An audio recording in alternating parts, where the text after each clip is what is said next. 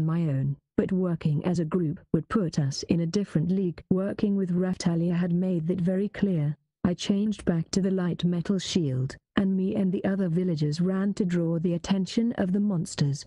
Get an attack in and back off. We'll break up their advance. Then I'll jump in and take their attacks. Yes, sir. To protect them, I ran to the front of the formation and took the enemy attacks with my shield.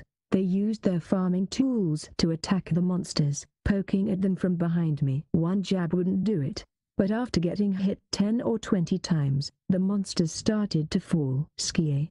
If the monsters went to attack the villagers behind me, I jumped in place to block them. Relax. I'll take all of the damage with my shield. You all just focus on attacking the monsters. They looked relieved. At the very least, I figured it was safe to assume that they understood they were going to be protected. They say in battle that whoever shouts the largest will amass followers. I suppose that was what was happening, but that was good for me. Just like I'd said, if they would help me, I'd protect them. But even still, there are so many monsters. When is that evacuation going to wrap up? What are the other heroes doing? They're fighting the waves and ignoring the people. But one of the villagers fainted when they heard that. Just then, I saw a large shadow appear on the ground, and that man was flung away in a heartbeat. There was a giant zombie there. Compared to the other zombies, he was not only bigger but was wearing more extravagant armor and carried a larger axe. I stopped one of his attacks with my shield, but it was so powerful that it made me dizzy, and I reeled back like I would die here. I grit my teeth and tried to focus. If I lost my footing, I might really die. This guy was way stronger than the others. Even though he hadn't really landed a direct blow, I still took damage. He was unbelievably powerful. Are you okay? Huff. Yes. But, hero? I'm fine. You all back off. I'm not sure if I can protect you all from this guy. But, were these villagers even listening to what I was saying? Just then, Mr. No Fumi. Raftalia was there, sword in hand, ready to fight. Raftalia, you're just in time. We're taking this guy down. All right. We both turned to the giant zombie, and I held up my shield in preparation. I'll draw his attacks with my shield, and you focus on attacking, just like we've done the whole time. All right. The zombie, while much bigger than his compatriots, didn't seem that much more skilled. He turned his gaze to me and swung his enormous axe. I took the shock head-on. I couldn't avoid his attacks lest he decided to turn his attention to Raftalia instead, and if I had dodged them, it would throw off the rhythm, and Raftalia would end up confused as well. The giant zombie raised his axe to strike, and Raftalia dashed in to jab him with her sword. I stopped his axe with my shield, but due to Raftalia's strike, the swing wasn't as strong as before. Yes, we might have a chance. Raftalia, this guy likes to attack whatever is nearby. Once you stick him, back off, and once I draw his attack, rush in for another shot. Yes. Whoa. The gathered villagers let their emotions slip out, which reminded me.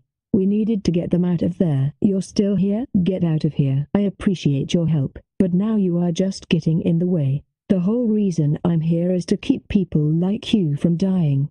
Okay.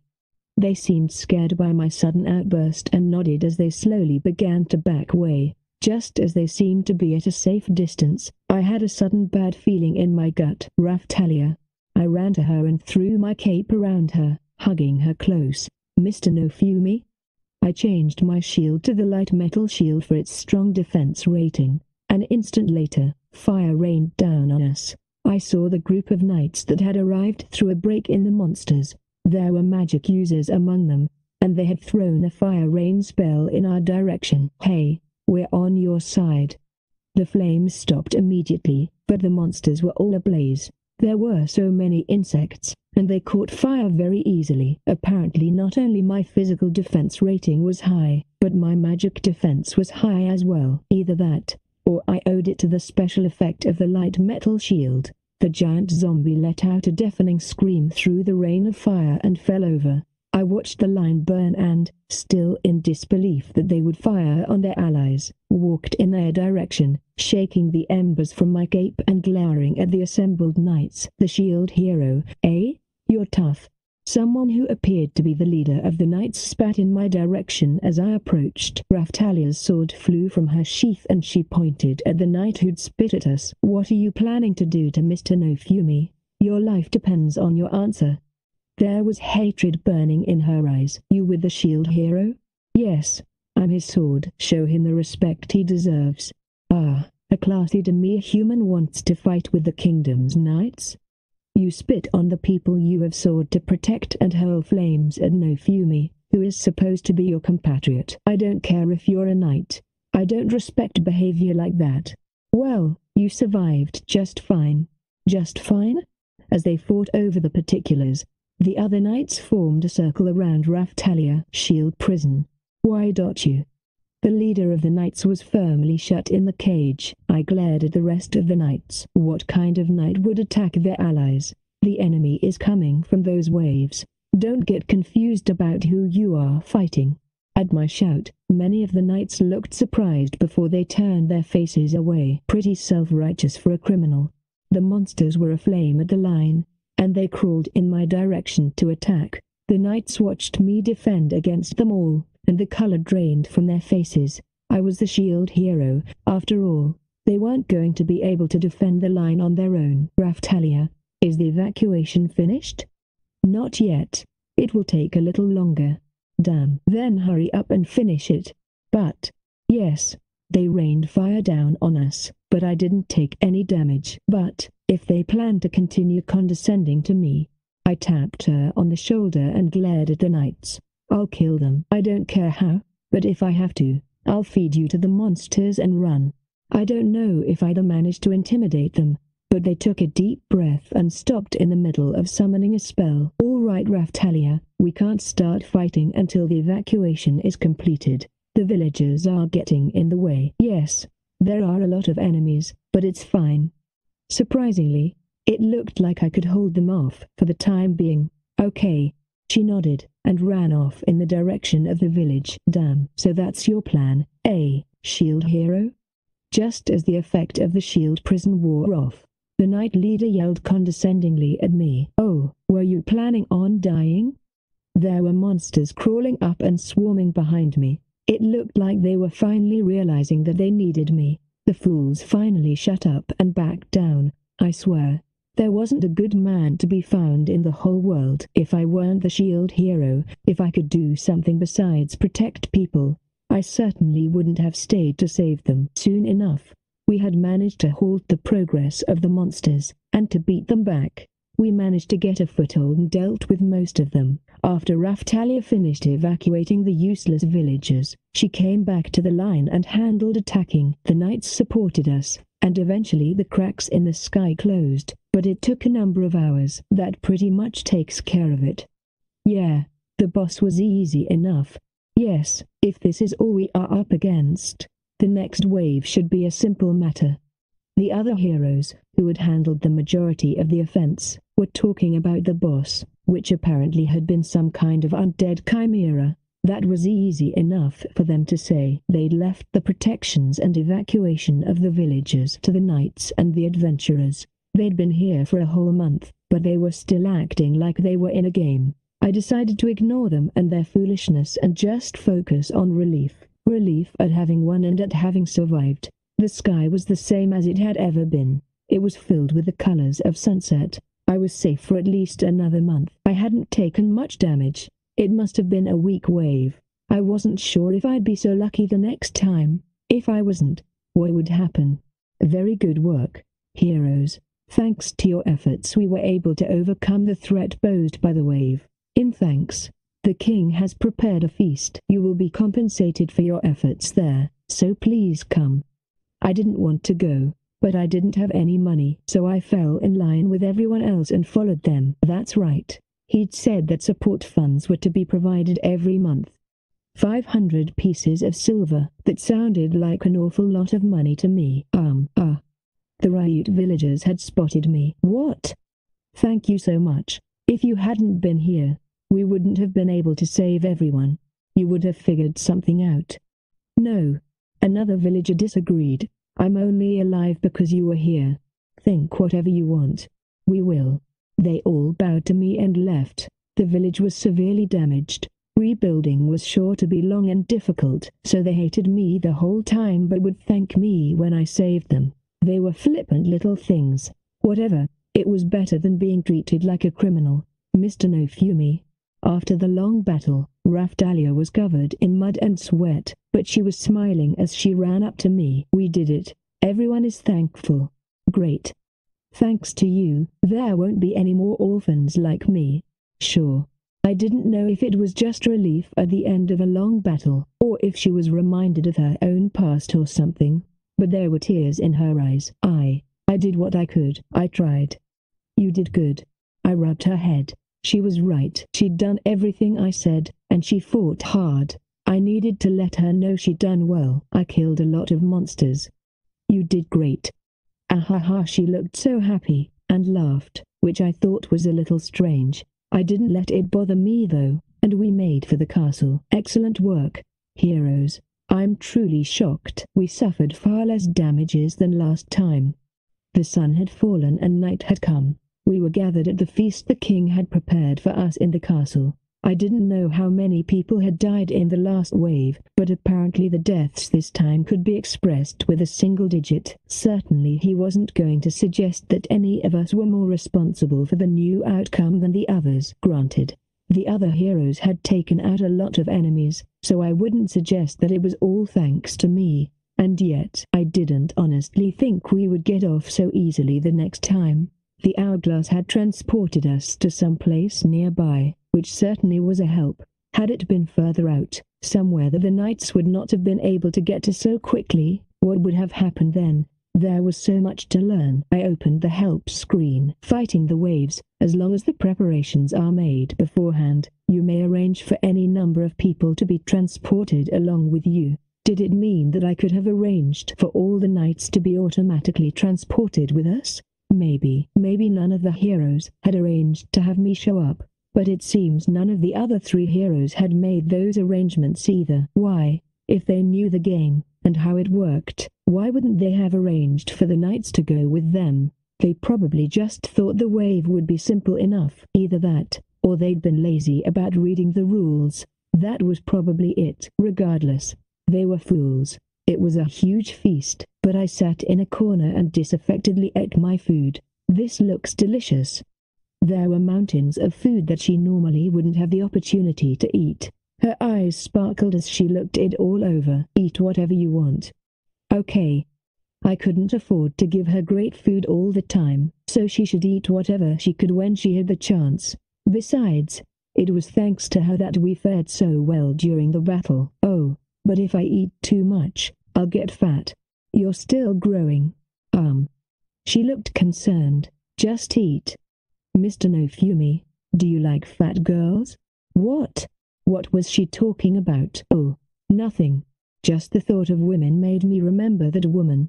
I couldn't even think about liking women right then. Honestly, they just repulsed me. Oh right, I forgot. That's the kind of person you are, Mr. No Fumi.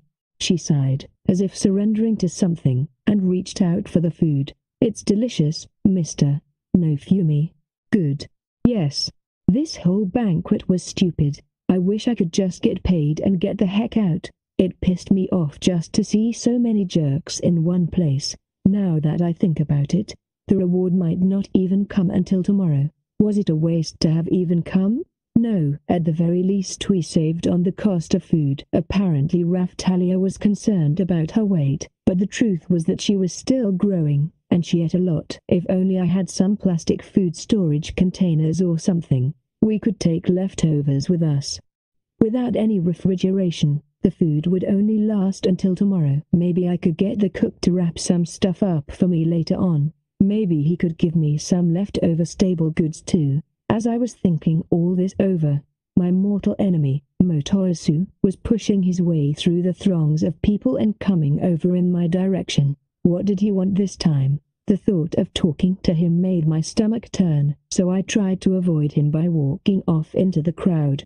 He followed me, glaring the whole time. Hey, no Fumi. What? Very purposefully, he removed one of his gloves and threw it in my direction. I think, yes, that was supposed to signify a duel. The crowd erupted in surprise at Motoyasu's next exclamation. I challenge you to a duel. What the hell are you talking about? He'd finally lost it. Sounds just like the kind of person that spent too much time in games. Then again, he was the kind of animal that would leave people to die while he goes off to fight a boss. Some hero. I heard all about it. That girl with you, Raftalia, she's a slave. He was seething with anger. He thrust his finger at me and shouted at the top of his lungs. Huh? Raftalia made a weird noise. She had a plate full of delicious food, and was shoveling it into her mouth when she overheard Motoyasu's accusation. So what? What do you mean, so what? Are you even listening to yourself? Yeah. What's so wrong with using slaves? There wasn't anyone who would fight with me willingly. That's why I bought a slave. And besides, this kingdom didn't have any laws against slavery. So what was the problem? Yeah, she's my slave. You have a problem with that? You can't force people into slavery, especially not us. We come from another world. We can't behave that way here. What's all this now? You know there are slaves in our world too. Granted, I didn't know what world Motoyasu was from, but he was human, and humans had a history of slavery. If you think about it, we're all sort of slaves to society anyway. We can't behave that way here. We just focus on yourself, okay? He couldn't make up his own rules and then expect me to follow them. He was crazy. You stupid brat. This isn't our world. Slaves do exist here. What's wrong with using one? You, how dare you? He stepped back and pointed his spear at me. Fight me. If I win, you have to set Raftalia free. Why do we have to fight? And what do I get if I win? You can do whatever you want then. You can just keep using Raftalia the way you have been. Some duel. I turned away and made to leave. Why should I fight when I had nothing to gain? I have heard what Mr. Motoyasu had to say. The crowd parted, like the Red Sea, as the king came strolling up. I had heard rumors of a hero using slaves, but I cannot believe that it is true. So that's how it is. The shield hero truly is a criminal. But slavery was legal here. If everyone else was using slaves, why were they singling me out like his? If Motoyasu's words do not sway you, then perhaps my order will. Duel. What do I care? Hurry up and pay me for my services. If you pay me, I'll leave and get out of your hair. The king sighed, and snapped his fingers. Soldiers appeared from all directions and grabbed me. I saw them restraining Raftalia too. Mr. Nofumi. What's all this? I glared at the king with all the hatred I could muster. He hadn't believed anything I'd said. Either that, or I was in his way. In this land, my word is law. If you don't cooperate, we will take her from you by force. Damn.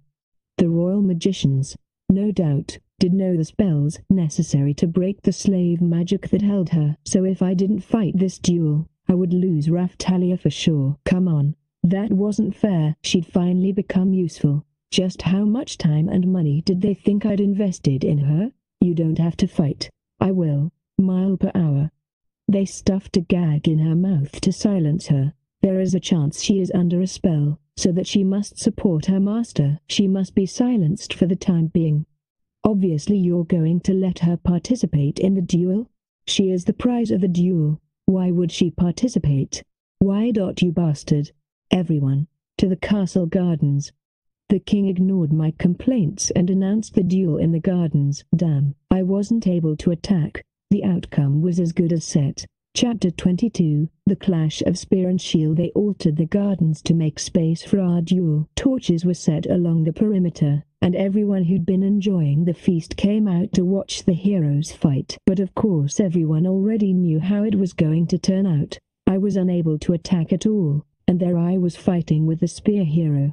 But this wasn't a fight between the shield hero and the spear hero. This was a fight between Motoyasu and me. He was just so prideful. I couldn't stand it. Anyone could see how it would end though. Everyone was shouting out their bets, and I couldn't hear anything over the din. The castle had mostly been filled with nobility and knights, but there were some adventures there too. people that had fought with us against the wave. I suppose it was only natural that they would bet on it, so apparently everyone knew that I would lose, and they wanted to make money off it. Ren and Itsuki were watching from the castle terrace and laughing. They probably couldn't wait to see me lose. Damn it, damn it, damn it, damn it. All of them wanted to get rid of me. During the battle, they rained fire down on top of me. The whole world was my enemy. Everyone was an enemy that laughed at me. Fine. All I could do was lose. That was my only option. But I couldn't go down without a fight. Watch me, Motoyasu. I hate you. I hate you, more than you know. More than you can imagine. You can't stop it. Now for the duel between the shield hero and the spear hero. The duel will end when one of the contestants is pinned, or admits defeat. I rolled my head, snapped my fingers, and set my footing. In a battle between a shield and a spear, who'll win? Give me a break. You are going down. Motoyasu stuck his nose in the air and laughed at me. Ugh, I hate him. Now then, Motoyasu, I'll show you that victory means more than just beating your opponent. Victory was about accomplishing your goals. If our goals were different from the get-go, the best spear in the world was the one that kills its opponent, but the best shield in the world is the one that protects its holder. They weren't trying to accomplish the same thing at all. Begin. Grah. I braced myself for a blow and ran at Motoyasu. Motoyasu readied his spear and ran at me. He wanted to end it with one good jab. Suddenly, we were very close. I was in his range, and he threw his weight behind the spear and jabbed it at me. If I knew where the attack was coming from, I could probably defend myself. Chaos stab. Motoyasu's spear instantly split into many spears, and they all flew at me. A skill. He was really coming after me, but he couldn't stop my advance. I protected my head with the shield and ran at him. Arc. Sharp spear points bit into me in two places, my shoulder and side. It was a scratch. They'd only grazed me, but a hero's attack really was much stronger than the enemies we'd faced up until now. But the skill had a recharge time, apparently, and he was now in cooldown mode. Take that. He turned and thrust the blade of his spear at me. That was what made a spear weak. It was great for fighting at a distance, but once the enemy got close, it became unwieldy very quickly. Normally, he'd want to kill the enemy before they got too close, but he couldn't do that because my shield gave me enough defense to get past his first attack. I dodged the spear jab, threw all my weight into my shield, and tackled him to the ground. Then I raised my fist and punched him square in the face. Clang. Damn, I really couldn't do any damage. Was that my only attack? No, I had something else. Motoyasu smiled when he realized my attacks weren't hurting him. He was laughing at me. Just how long did he think he could laugh me off? I threw back my cape and pulled out my secret weapon and pressed it against his face. They'd all burned up during the rain of fire, but I picked up some more on the way back to the castle. What the? Ahaha. Motoyasu was screaming in confusion. The balloon bit down deep. Ouch. Ow. It had bit into his face. His perfect little face. That's right.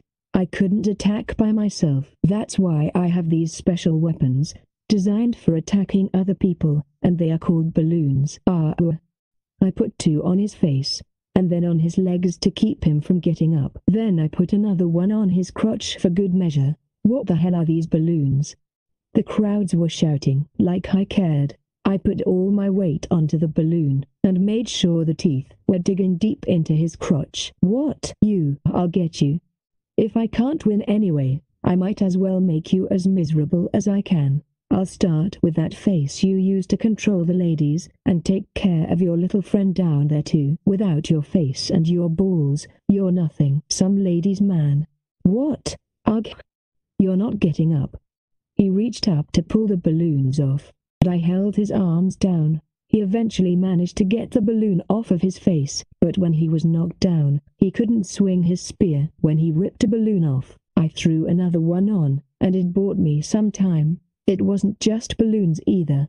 I was using eggs too, and so many of them they're trying to find Motoyasu was like a needle in a haystack. I just focused on making him as miserable as possible. I was going to lose anyway. If so, I wanted to traumatize him the best I could. Damn you. He tried to get up, but I threw all my weight on him to keep him down, then piled on more balloons. Hey, if I was going to lose anyway, there was something I wanted to try. I turned my shield into the two-headed black dog shield. Motoyasu couldn't put any force into his spear from that angle, so I was able to stop his weak attacks with the shield. It made a sound like nails on a chalkboard. The special effect, dog bite, started to work, and the dog heads on the shield howled and bit at Motoyasu. A counter appeared for the dog bite effect. The effect would last for 30 seconds, and the dog heads would bite at the enemy for the whole duration. Normally the skill would do a little damage while it held the enemy still, but I could use it like this too. Ouch. Huh? So it was really hurting him. Maybe I could win? If so, then I had some other ideas too. Airstrike shield. It appeared over Motoyasu's stomach, and the weight of it pinned him down. This was a new way to use the skill. Let me go. You think you can take me? Get me then, you coward. I hope he thought long and hard about challenging me. Thinking that I had no way to fight back, I held the dog shield and waited for Motoyasu to turn his face in my direction. Then I shoved the biting heads at him. The effect was triggered, and they clamped down on his face. Damn it. Ugh. What do I care? Oh crap. The airstrike shield effect wore off. Shield prison. Ugh. Now he was trapped in a large cage. He'd never be able to get out. Flipping around on his back like that, I threw even more balloons and eggs at him. I could win this. He didn't have any experience fighting other humans, did he? The shield prison broke, but the cooldown time from the airstrike shield was also over, so I summoned another airstrike shield at the same time. The balloons kept biting, and any time I found an opening, I lunged at him with dog bite. I could win this. Hurry up and admit defeat. You want to win with this kind of foolishness? What is the shield doing to the spear hero? The crowd started heckling. What did I care? Why should I listen to people that listened in silence when I was set up? Is the shield hero going to win? No, it can't be. They were going crazy. Hear that, Motoyasu? Give up. You've lost. Give up? Huh? Then I'll just hold you down until you can't stand it anymore. I really am winning. I looked for the king. He was watching the fight, as he would be the judge. He was obviously watching the fight, as if he was planning to do something. But what? All I could do was keep on attacking Motoyasu's face and limbs. If I didn't, it was like they couldn't tell who was winning, or so I thought. Someone shoved me hard from behind, and I reeled. I looked around wildly, disoriented, as I looked for the attacker. Then I saw her, that woman, mine. She was hiding in the crowd, but her arm was out straight and her palm was facing me. It must have been some kind of wind magic. I think it was called Wing Blow, and it was a spell that threw a fist of air at the target. It was a fist made of air, so naturally it was transparent. Unless you looked for it purposefully, you were unlikely to see it. Mine smiled and stuck her tongue out at me. My screams were drowned out by Motoyasu, who had gotten to his feet, and then he made his sudden counterattack. He popped all the balloons, and pointed his spear at me. I was out of balloons to use. All I could do was try and use a shield that could counterattack. What a coward. The rest was very one-sided. All I could do was use dog bite against him. Finally, I fell to the ground after taking so many of his attacks, and Motoyasu, breathing heavily, set the point of his spear against my neck. Huff, huff. I win. He looked much worse off than he had at the end of the wave of destruction, but he turned to the crowd and announced his victory. Chapter 23. All I'd wanted to hear. You didn't win anything, you coward. Someone interfered with our one-on-one fight. What are you talking about? You weren't strong enough to hold me down, and now you've lost. Was he serious? The creep. What a hero. What was he talking about slaves for? What kind of hero would be proud of winning a duel against someone who only had a shield? Your little friend there interfered. That's why I lost my balance. Ha, so disappointed that you have to make up lies? That's not it at all, you freak. He ignored me, and kept acting victorious. But she really had cheated, and this, ARGH, is that true? The crowd turned to Motoyasu. There was no way to tell if they believed him or me. They were waiting there in silence. Why would we believe the words of the criminal spear hero? The victory is yours. The jerk. The king ignored all the evidence, all the doubts, and proclaimed Motoyasu the winner, just when I had been about to win. He was looking down on me, vulgar-like. That was it. I could have won. I could have won. It looked like the crowd had their doubts as well. Their eyes were looking us both over, but none of them had the courage to speak out against the king. He probably would have had them killed for speaking out. What was this? A dictatorship? Oh, you did so good, Mr. Motoyasu. The root of all evil, that woman, was smiling innocently. A castle magician ran over and healed only Motoyasu's wounds.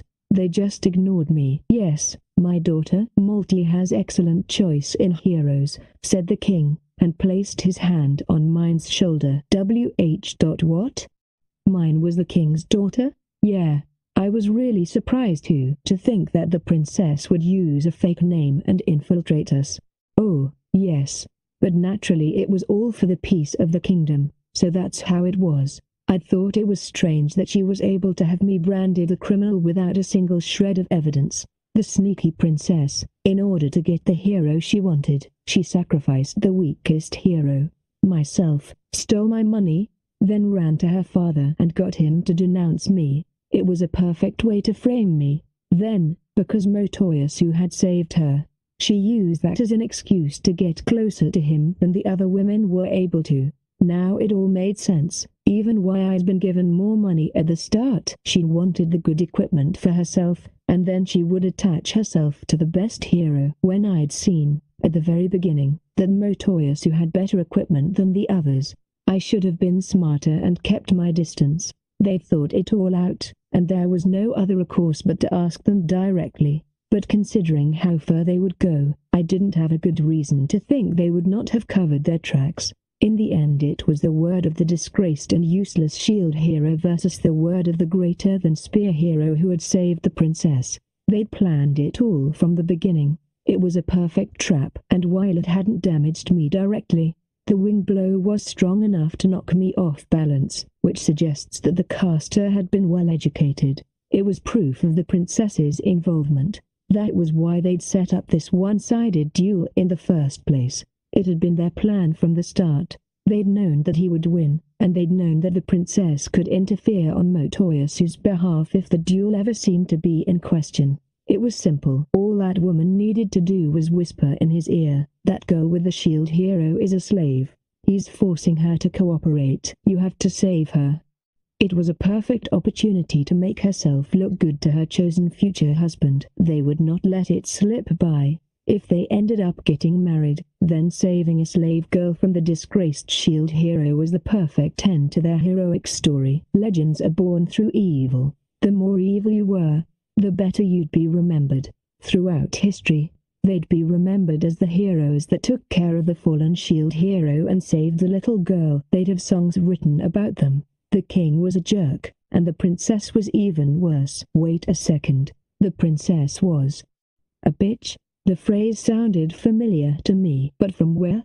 I know I'd seen it before. I remember. It was in the records of the 4 holy weapons. The princess in the book was a bitch that made eyes at all of the heroes. If those heroes were the same as the heroes in that book I'd read at the library, then it must have been connected somehow to this world.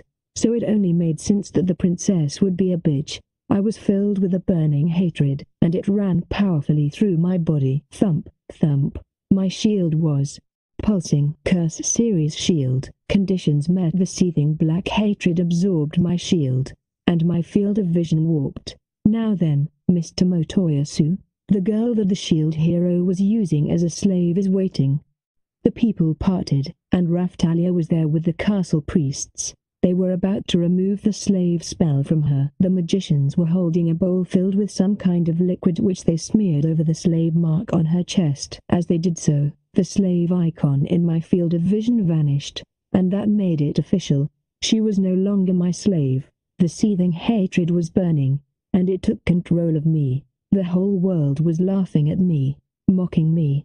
They were happy when I was in pain, when I was humiliated. Yes, all I could see was shadows and dark smiles. Raftalia.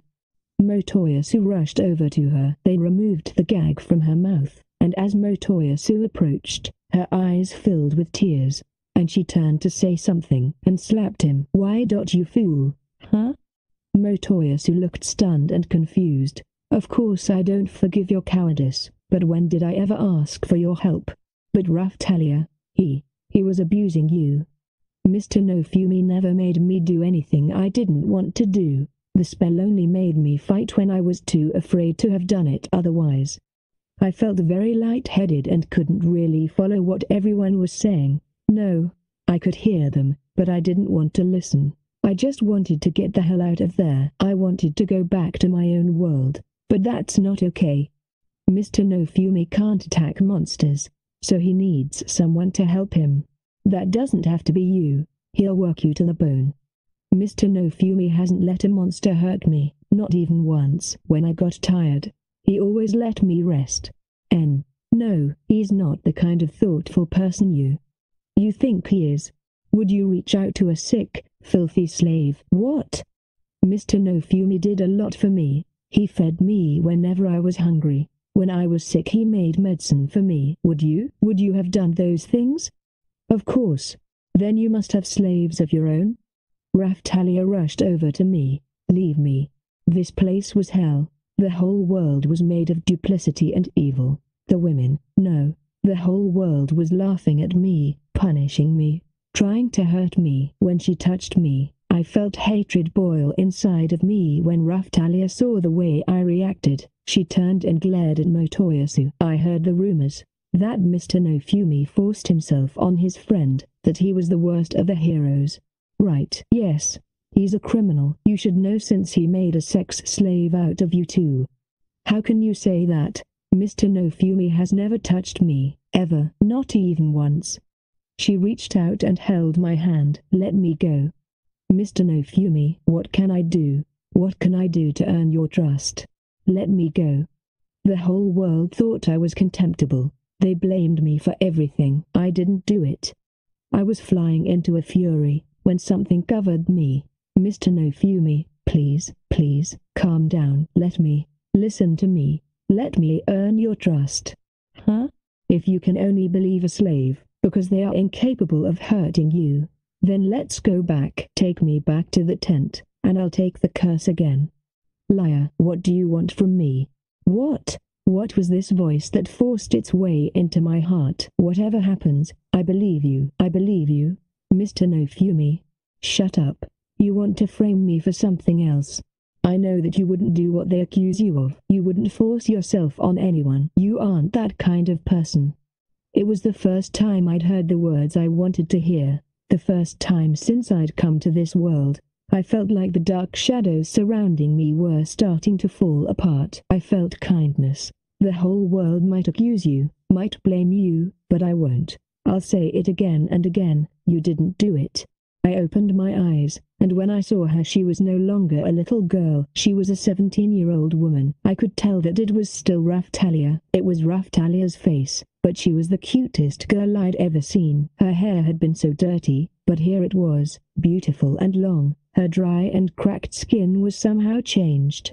She had a healthy glow. She had been so skinny, but now there was meat on her bones, and she was full and healthy and energetic. She was looking at me. Her sad, dull eyes that always showed her surrender to life and its monstrosities were clear and bright and full of life. I didn't know who she was. Mr. Nofumi, take me back to the tent. Let's put the spell back on. Who are you? Huh? What are you saying? It's me, Raphtalia. Ahaha, no, Raphtalia is just a little girl. This woman was claiming to be Raphtalia. The girl who'd just sworn to believe me. She looked confused, and cocked her head to the side. Okamunde, Mr. Nofumi, you're always treating me like a kid. Her voice, it sounded just like Raphtalia's, but she looked totally different. No way, no way. This didn't make any sense at all. Mr. Nofumi, let me tell you something. What? To me humans, when we are young, our bodies grow with our levels, so we grow very quickly as we level up. Huh?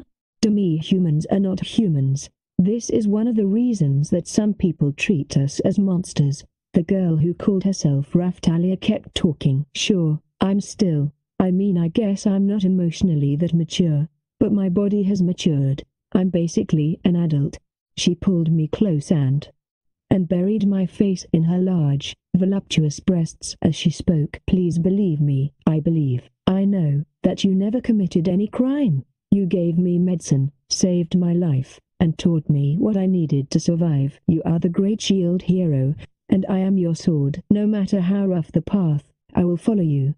I'd wanted to hear that for so long. Raftalia kept swearing that she would fight with me. If you can't believe me, then please turn me back into a slave.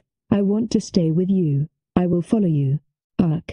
Hearing such nice words, for the first time, I found myself involuntarily sobbing. I told myself to stop, to get a hold of myself, but I couldn't. The tears wouldn't stop. Yug. Raftalia hugged me and pulled me against her as I cried. Motoyasu, you lose the duel. You broke the rules. What? Ren and Itsuki spoke as they pushed through the crowd. We saw it all from up there. Your friend attacked Nofumi from behind with wind magic. No, that's not true. The king had fallen silent. Can't you see that? Has he? Motoyasu looked to the crowd, but everyone turned their faces away. But he threw monsters at me.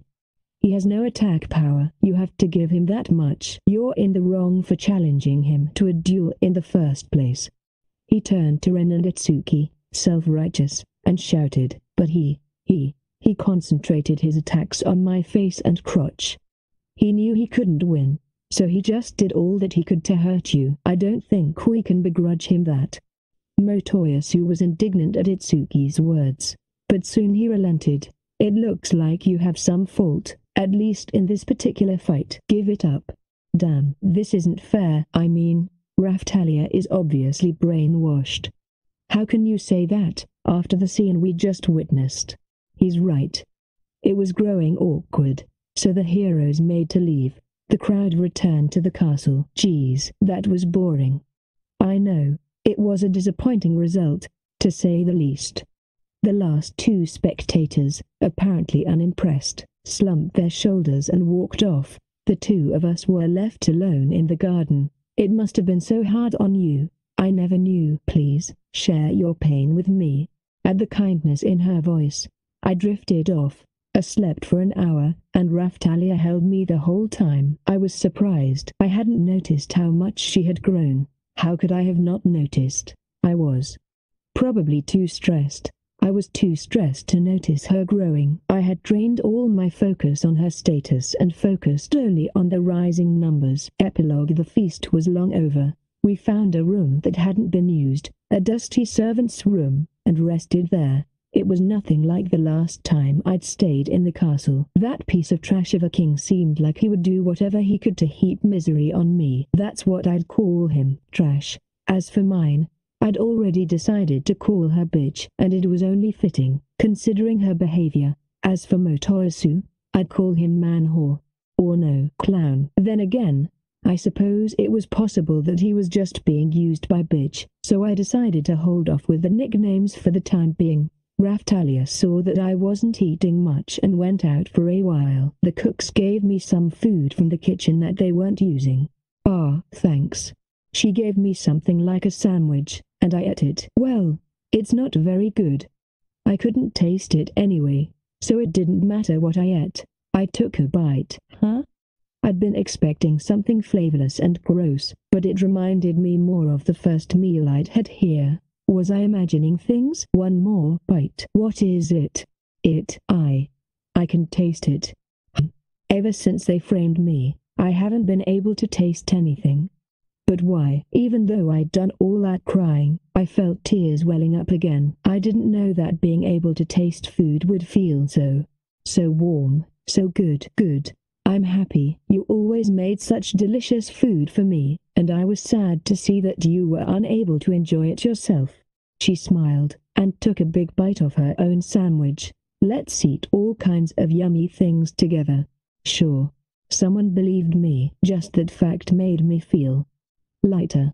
My sense of taste vanished when mine betrayed me, but it was back, It was all because she believed in me, all because of Raftalia, who knew that being trusted and believed in would make your heart so light. What should we do tomorrow? Want to level up or make money? Right. I want to get new equipment with our reward money.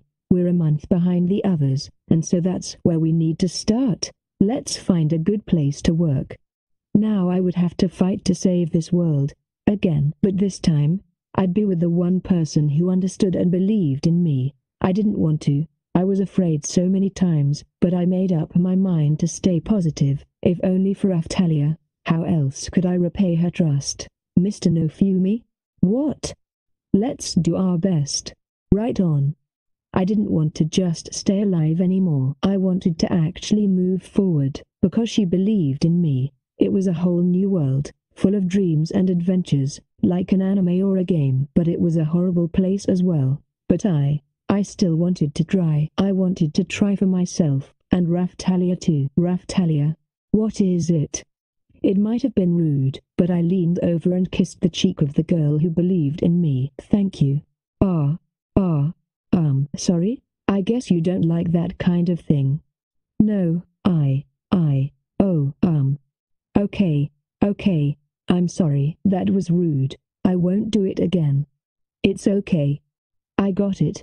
She was filled with purpose, and she didn't want that to happen. She would be angry. I learned an important lesson. Had this been an anime, they would have depicted us in a physical relationship, but in the real world, that wasn't going to happen. There it was, that bad habit of mine. That way of thinking wasn't going to work. This wasn't a dream world. It was reality, just a different reality. If I treated it like a fantasy game or anime, I was going to end up hurt. We needed a solid plan if we wanted to survive. Raftalia squeezed my hand, and I squeezed hers back. We'd be okay. We could overcome whatever we were faced with. If I was with someone who believed in me, I could take the first step. My fight was only just beginning. I didn't need to rush, just take one step at a time. Special Extra Chapter 1, The Spear Hero's Buffoonery. My name is Motoya Sukitamura. I'm a university student, and one day I found myself transported to another world, one that bore a striking resemblance to a game I used to play. I was summoned here to be one of the 4 heroes that were destined to save the world. And I was the spear hero. I think I have pretty good luck.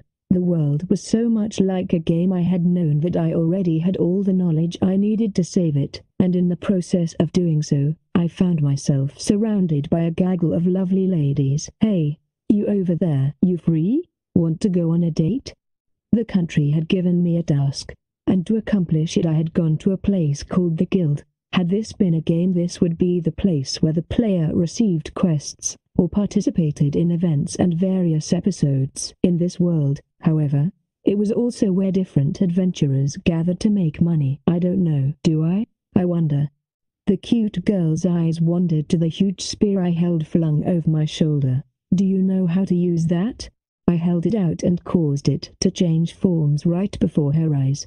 That was the power granted to us heroes. Showing off the power should be enough to prove who I am. Ooh, you really are the spear hero. Neat. She was excited and started squealing in that high-pitched girly voice. Hey, it was going to be a good day. Mr. Motoyasu, the guild has a request. A cute girl with red hair pushed the other girl, the one I was hitting on, out of the way and slipped me a scroll. Sorry lady, but Mr. Motoyasu has an important job, so you'd better just be on your way. Boo.but. The girl that had come over with the scroll was named Mine. Her real name was Malty S. Melremark. She had actually originally sympathized with the shield hero, but he had betrayed her, so she decided to stick with me instead. I swear, that guy was the worst. He had been transported to another dimension, but all he thought about was what was in his pants. What? You want to be in Mr. Motoyasu's party too? The new speaker's name was Lesty. Apparently she had been school friends with Mine. A couple days after Mine teamed up with me, she decided she wanted to come with us. Her face was a little sharper than Mine's. If Mine was a 9, she was probably an 8. Mr. Motoyasu's journey is a difficult one. Do you really think you can keep up? That was Elena. She teamed up with me about a week after all this had started. She'd been traveling with me nearly as long as mine and Lesty. The other members kept coming and going with relative frequency. I'd only been here for 3 weeks or so, but the remaining party slots seemed to always be filled with different people. But hey, that's what online games were like too. If I let it bother me, I'd never get anywhere. When I first got here, I'd asked a bunch of people to travel with me, but they always left shortly after we teamed up. I didn't care so much if the guys left, but I always tried to be extra nice to the girls, and they were leaving too. I can't even remember how many of them I went through.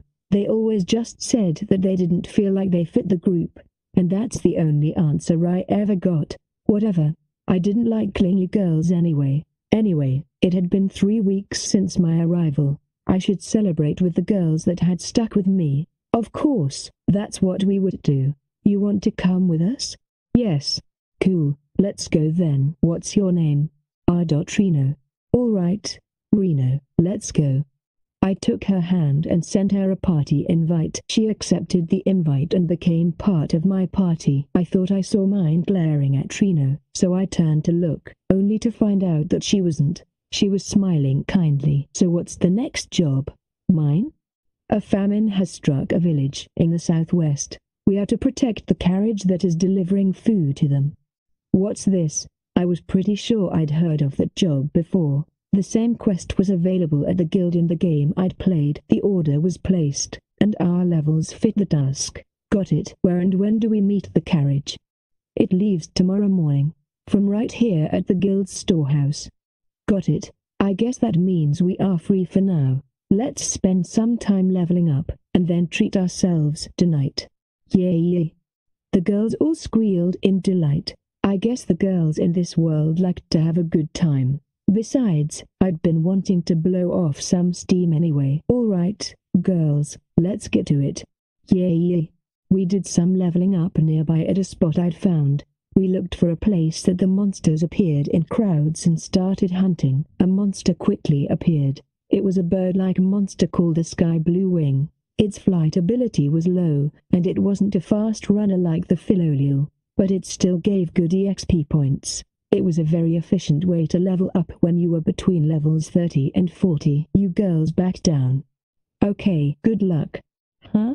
Apparently Rena wasn't used to fighting in my party, so she was looking around in confusion. You cute girls aren't suited to these bloody battles, so just hang back and cheer me on.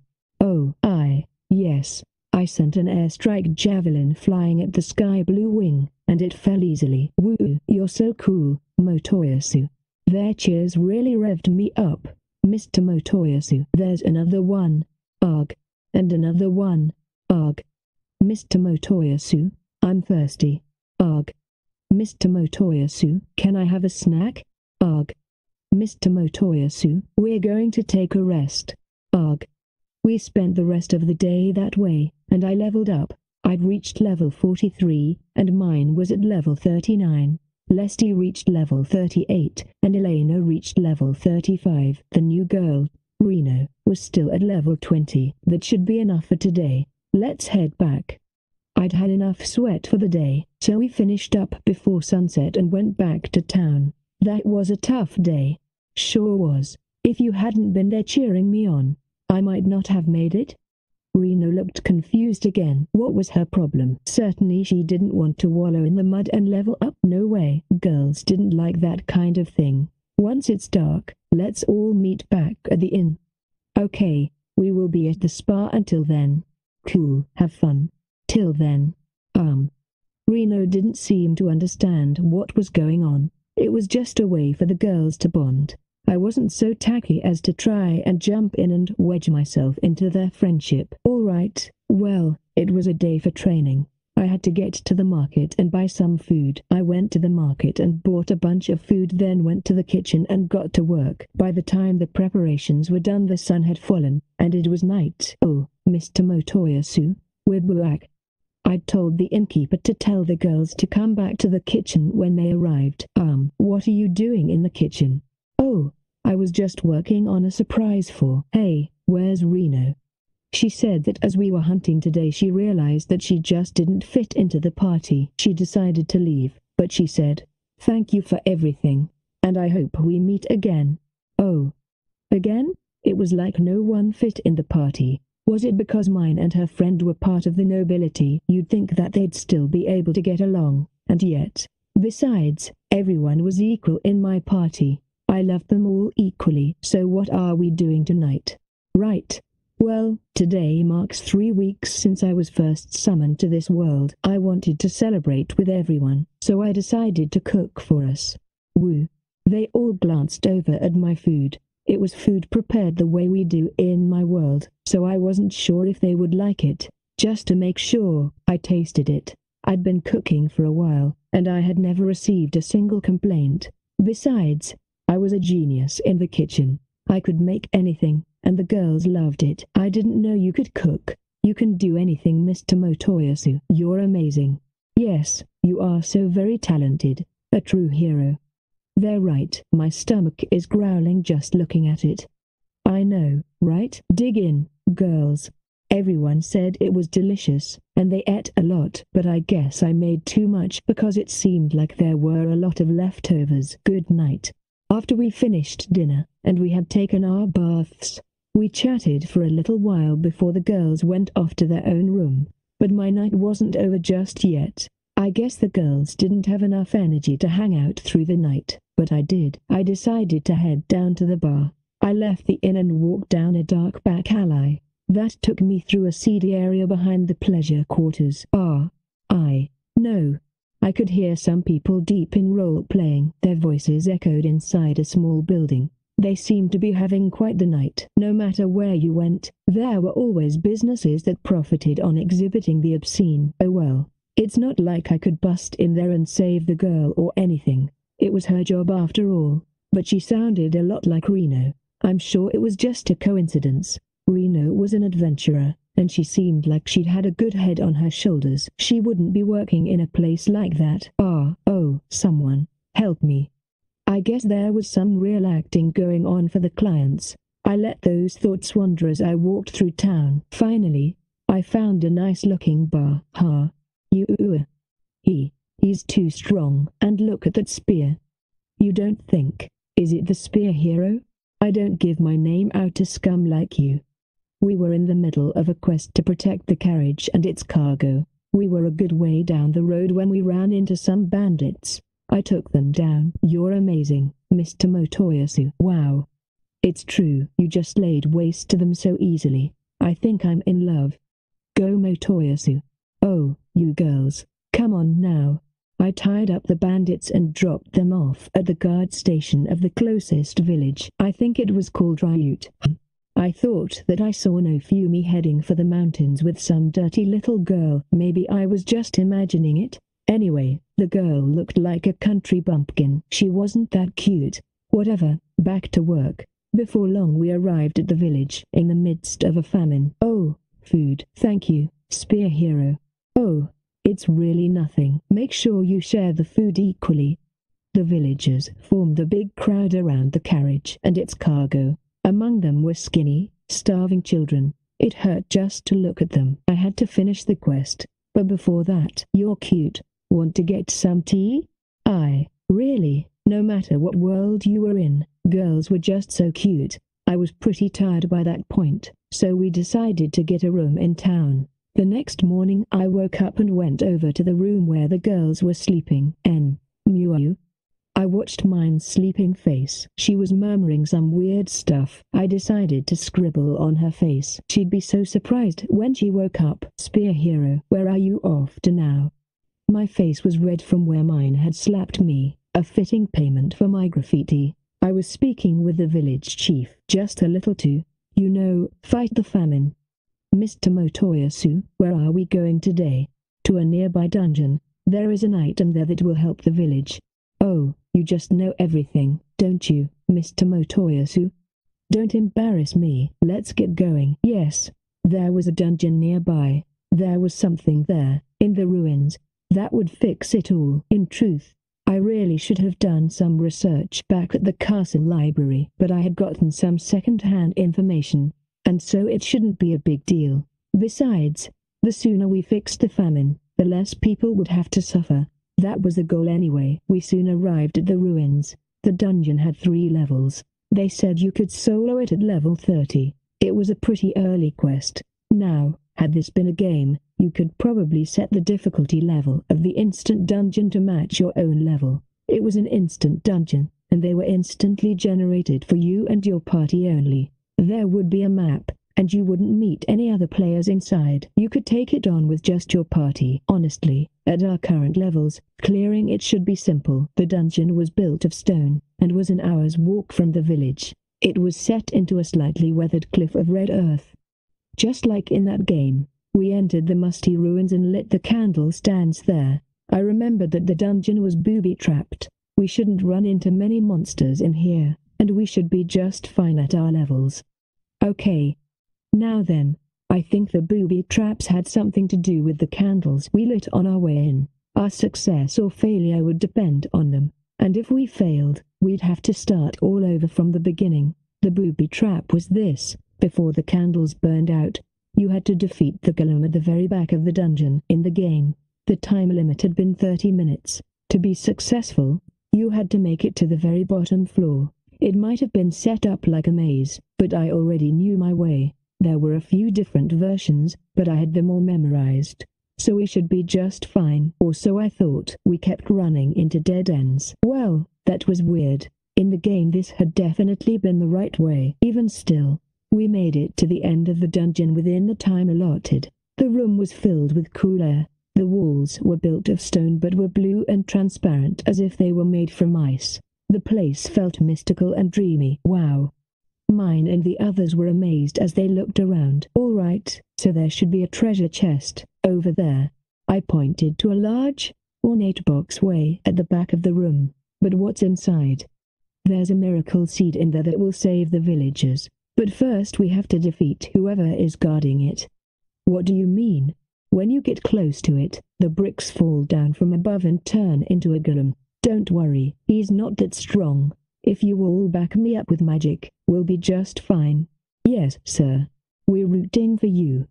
You can do it, Mr. Motoyasu. It's like you know everything about everything. I know. Stop embarrassing me. We walked closer to the treasure chest. Naturally, I took the lead and let the girls follow, and just as I expected, the golem fell from above. Gruel. The stone golem raised his heavy arm to attack me. I'll protect you. Wing blow. First attack was shot. You can do it. Under attack from the girl's magic and my skills, the golem quickly collapsed. From the collapsed stones, the core of the golem floated in the air. Before the golem could revive, I quickly cleaved the core in two. Take that. You're so strong, Mr. Motoyasu. Yes, you really took care of that big golem. You're amazing. They all kept cheering for me. Oh well, it really isn't much. Just kidding. It was pretty amazing. Ha ha ha. Now then, time to open the box and get that seed, or so I thought. But then, there was a sudden and powerful rumble. The floor was shaking. What is this? An earthquake? It's... I had a very bad feeling. This is weird. We didn't fail. What is it? When you mess up, the ruins collapse. Of course there is a way out. But then you have to start all over again. And to get out, there is a penalty dungeon. There was an item that we could only get at that dungeon, but it wasn't like we really needed it. Back when I was playing the beta version of the MMORPG, there was a very strong piece of equipment you could get from one of the monsters that appeared during this penalty dungeon event. But right now we needed to focus on lower-level projects. What? I didn't understand. We should have had more than 10 minutes remaining. What makes you fail the test? Remember the candles we lit when we first came in? We just needed to defeat the golem before they burned out, and of course, if they had gone out during the allotted time, we were permitted to go back and relight them. Depending on the difficulty level you set, you could be forced to do so because the fights would take longer. Huh? Mine sounded confused. What is it? Well, I thought we didn't need them, so I blew them out. What? Just as I screamed, the floor split open, and we all fell through the crack. Woo! We'd fallen onto some sort of giant stone slide, and all of us were slipping and sliding down it quickly. Mine. Mr. Motoyasu. I reached out my hand, but before we could find one another we all were split into different directions and partitioned from each other by walls. Where is this? The slide ended. I lit a torch and investigated my surroundings. If this was anything like the game, then our paths would meet up. I pictured the map in my head and started running. There shouldn't be any monsters in the dungeon that mine and the others wouldn't be able to take care of on their own. Even still, I'd feel better if we were all together, you know? I heard someone talking. That stupid guy needs to explain himself, you know? He only looks at our boobs and butts. It gives me the willies. He drew on my face when I was sleeping. He needs to learn his place. But he's easy to use because he's stupid. He's got money, and he's a hero, so we can do whatever we want. I know. Even still, that thing yesterday, no way. My poor tongue. That terrible food from his world was disgusting. I know. How about that girl that tried to team up with us the other day? She was something else. Oh, I know. Do you remember how we sold her off to that shop? I just told her we were going to a spa, and she walked in with handcuffs on and everything. It was so easy. It was so hard to keep from laughing. I remembered now. The theme of the dungeon had been betrayal. There was a 30% chance of meeting a monster called the Voice Fighter, and it impersonated the voices of your party members. It was set up to say things that were too awful to believe. Of course, in the game you couldn't hear real voices, but your character would end up confused. To my ear, it sounded like mine and the others were saying awful things. I turned the corner and found myself in a large, open space, and mine and the others were there. They had just finished beating up a voice fighter that was in the form of a bat. Oh, Mr. Motoyasu. Hey, are you girls okay? This place has dangerous monsters that play with your mind. We're fine. Right, they'd finished the monster off before I arrived. Good. What should we do now? We're fine. Follow me. I pointed to the hallway that would lead us out. We followed it and found ourselves outside. We had only been in the dungeon for a short time, but the sun felt blinding. Okay, you girls stay in the entrance and guard the candles. I'll run to the bottom. Okay, Mr. Motoyasu. Yes, we'll protect the candles with our very lives. Leave it to us. Right on. I ran back through the dungeon and got the miracle seed. I also let the spear absorb the golem core and some of the stones there. The spirit unlocked was just a drop item and wasn't very good. The equip bonus was status up. That might come in handy later. We went back to the village and gave the miracle seed to the village chief. What is this? It's a miracle seed that produces abundant food when you plant it. It will solve your famine problem, so I assume you want to buy it. This seed? Yeah, it was hidden deep in a nearby dungeon. Take good care of it. But those ruins were supposed to have been sealed by a powerful, evil alchemist. What?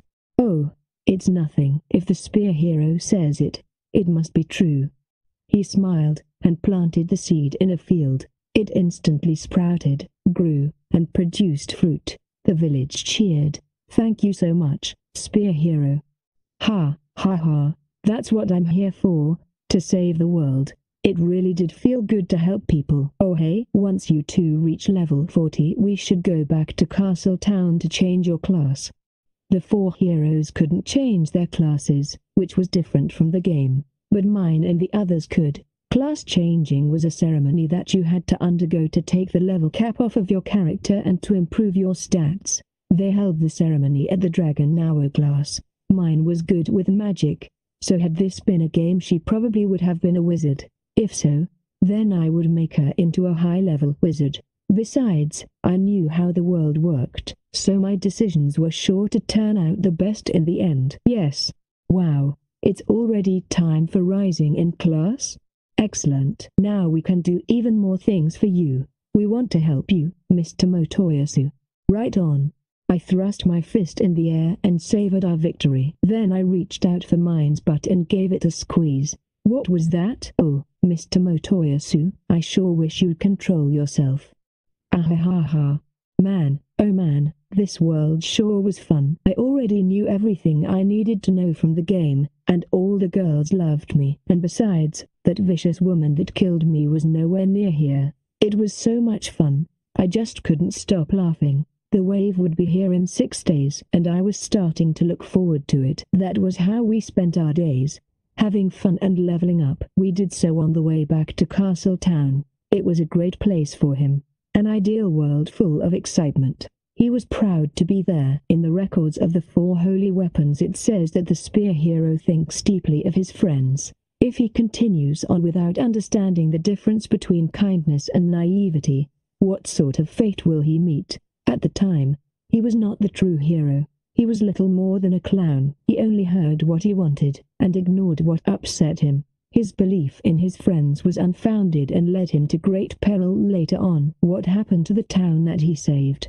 The answer is not written as part of his story. This story was inherited by a sage who delivered a sacred bird, but even that is not enough to stop the large waves that were to come. In the end, all is drowned by the waves of the destruction. Special Extra Chapter 2.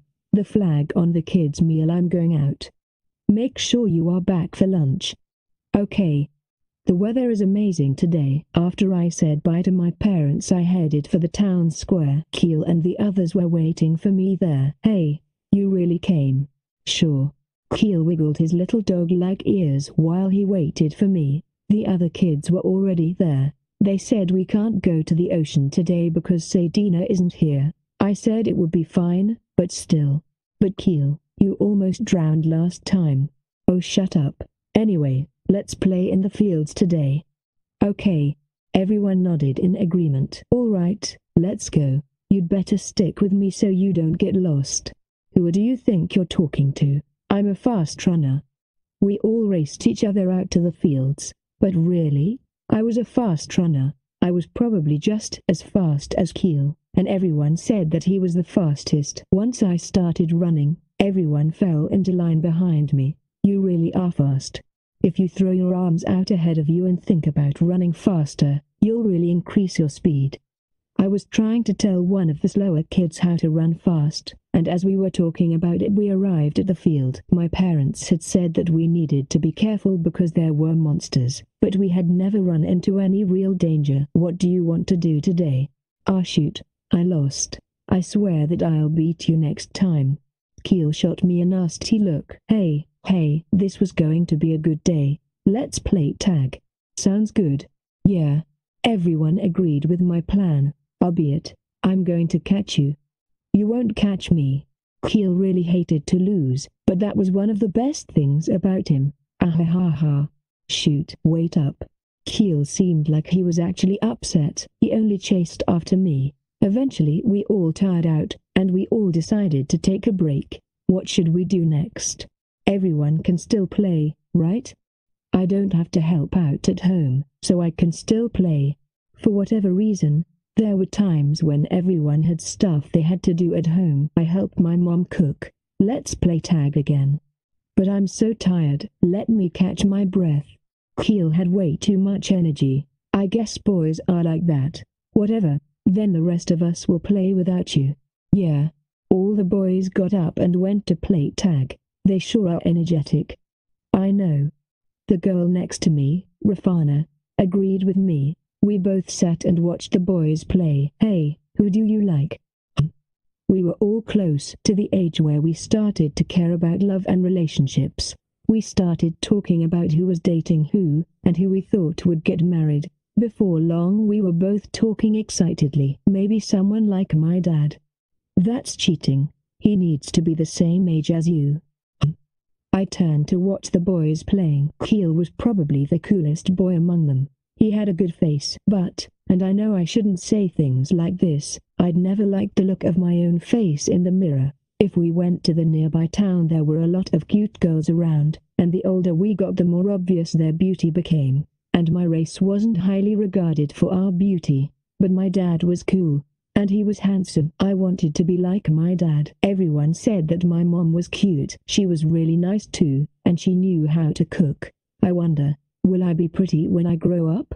I'd asked my mom that question before, She smiled and nodded. So I was pretty sure I'd be pretty once I grew up. Another time, I asked her what it was like to fall in love with a man. Is it different from loving your family? She looked confused. I guess she loved men differently from the way she loved me. I think there are different ways to like people. My mom once said that she liked people differently from the way she liked me.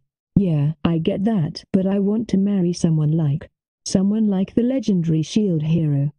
Rafana was my best friend from the village. She was more girly than I was, and she liked to talk about love and boys. She especially liked to talk about the records of the 4 holy weapons, because it said that the shield hero was nice to demi-humans.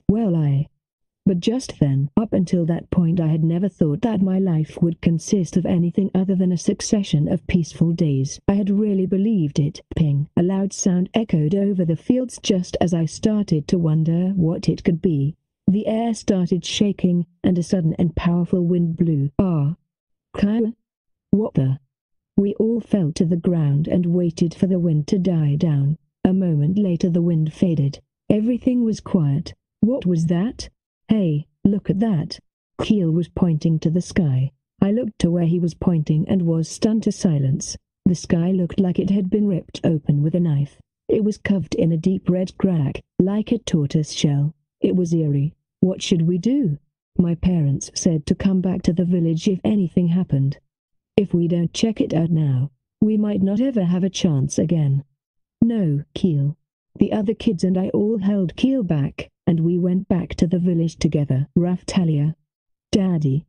My father returned from the neighboring town. I rushed over to him. Are you okay? I was so worried. I'm okay. You said to come back if anything happened, so I rushed back here. Good girl. He rubbed my head.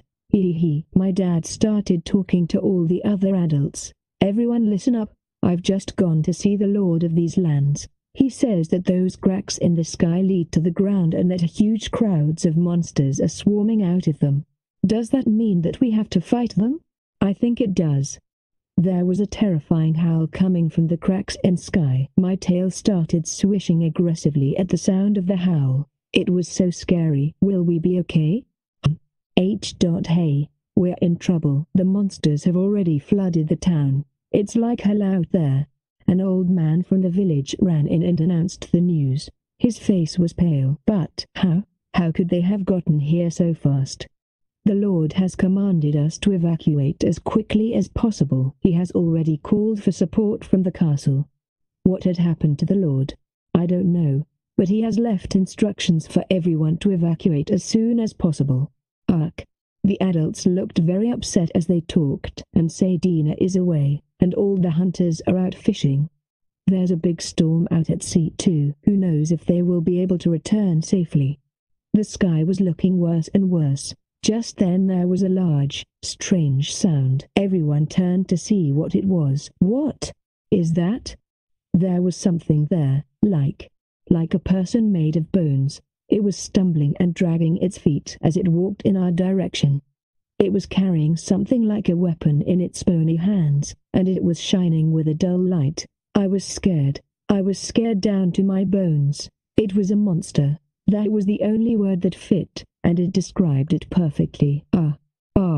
The adults all screamed and started to run away. The rest of the villagers all started to scream too. My father jumped in front of the monster to head them off. I command the very root of power, light, slay the beast before me. First holy. A ball of magical, sparkling light flew from my father's outstretched hands, and the bone monster collapsed.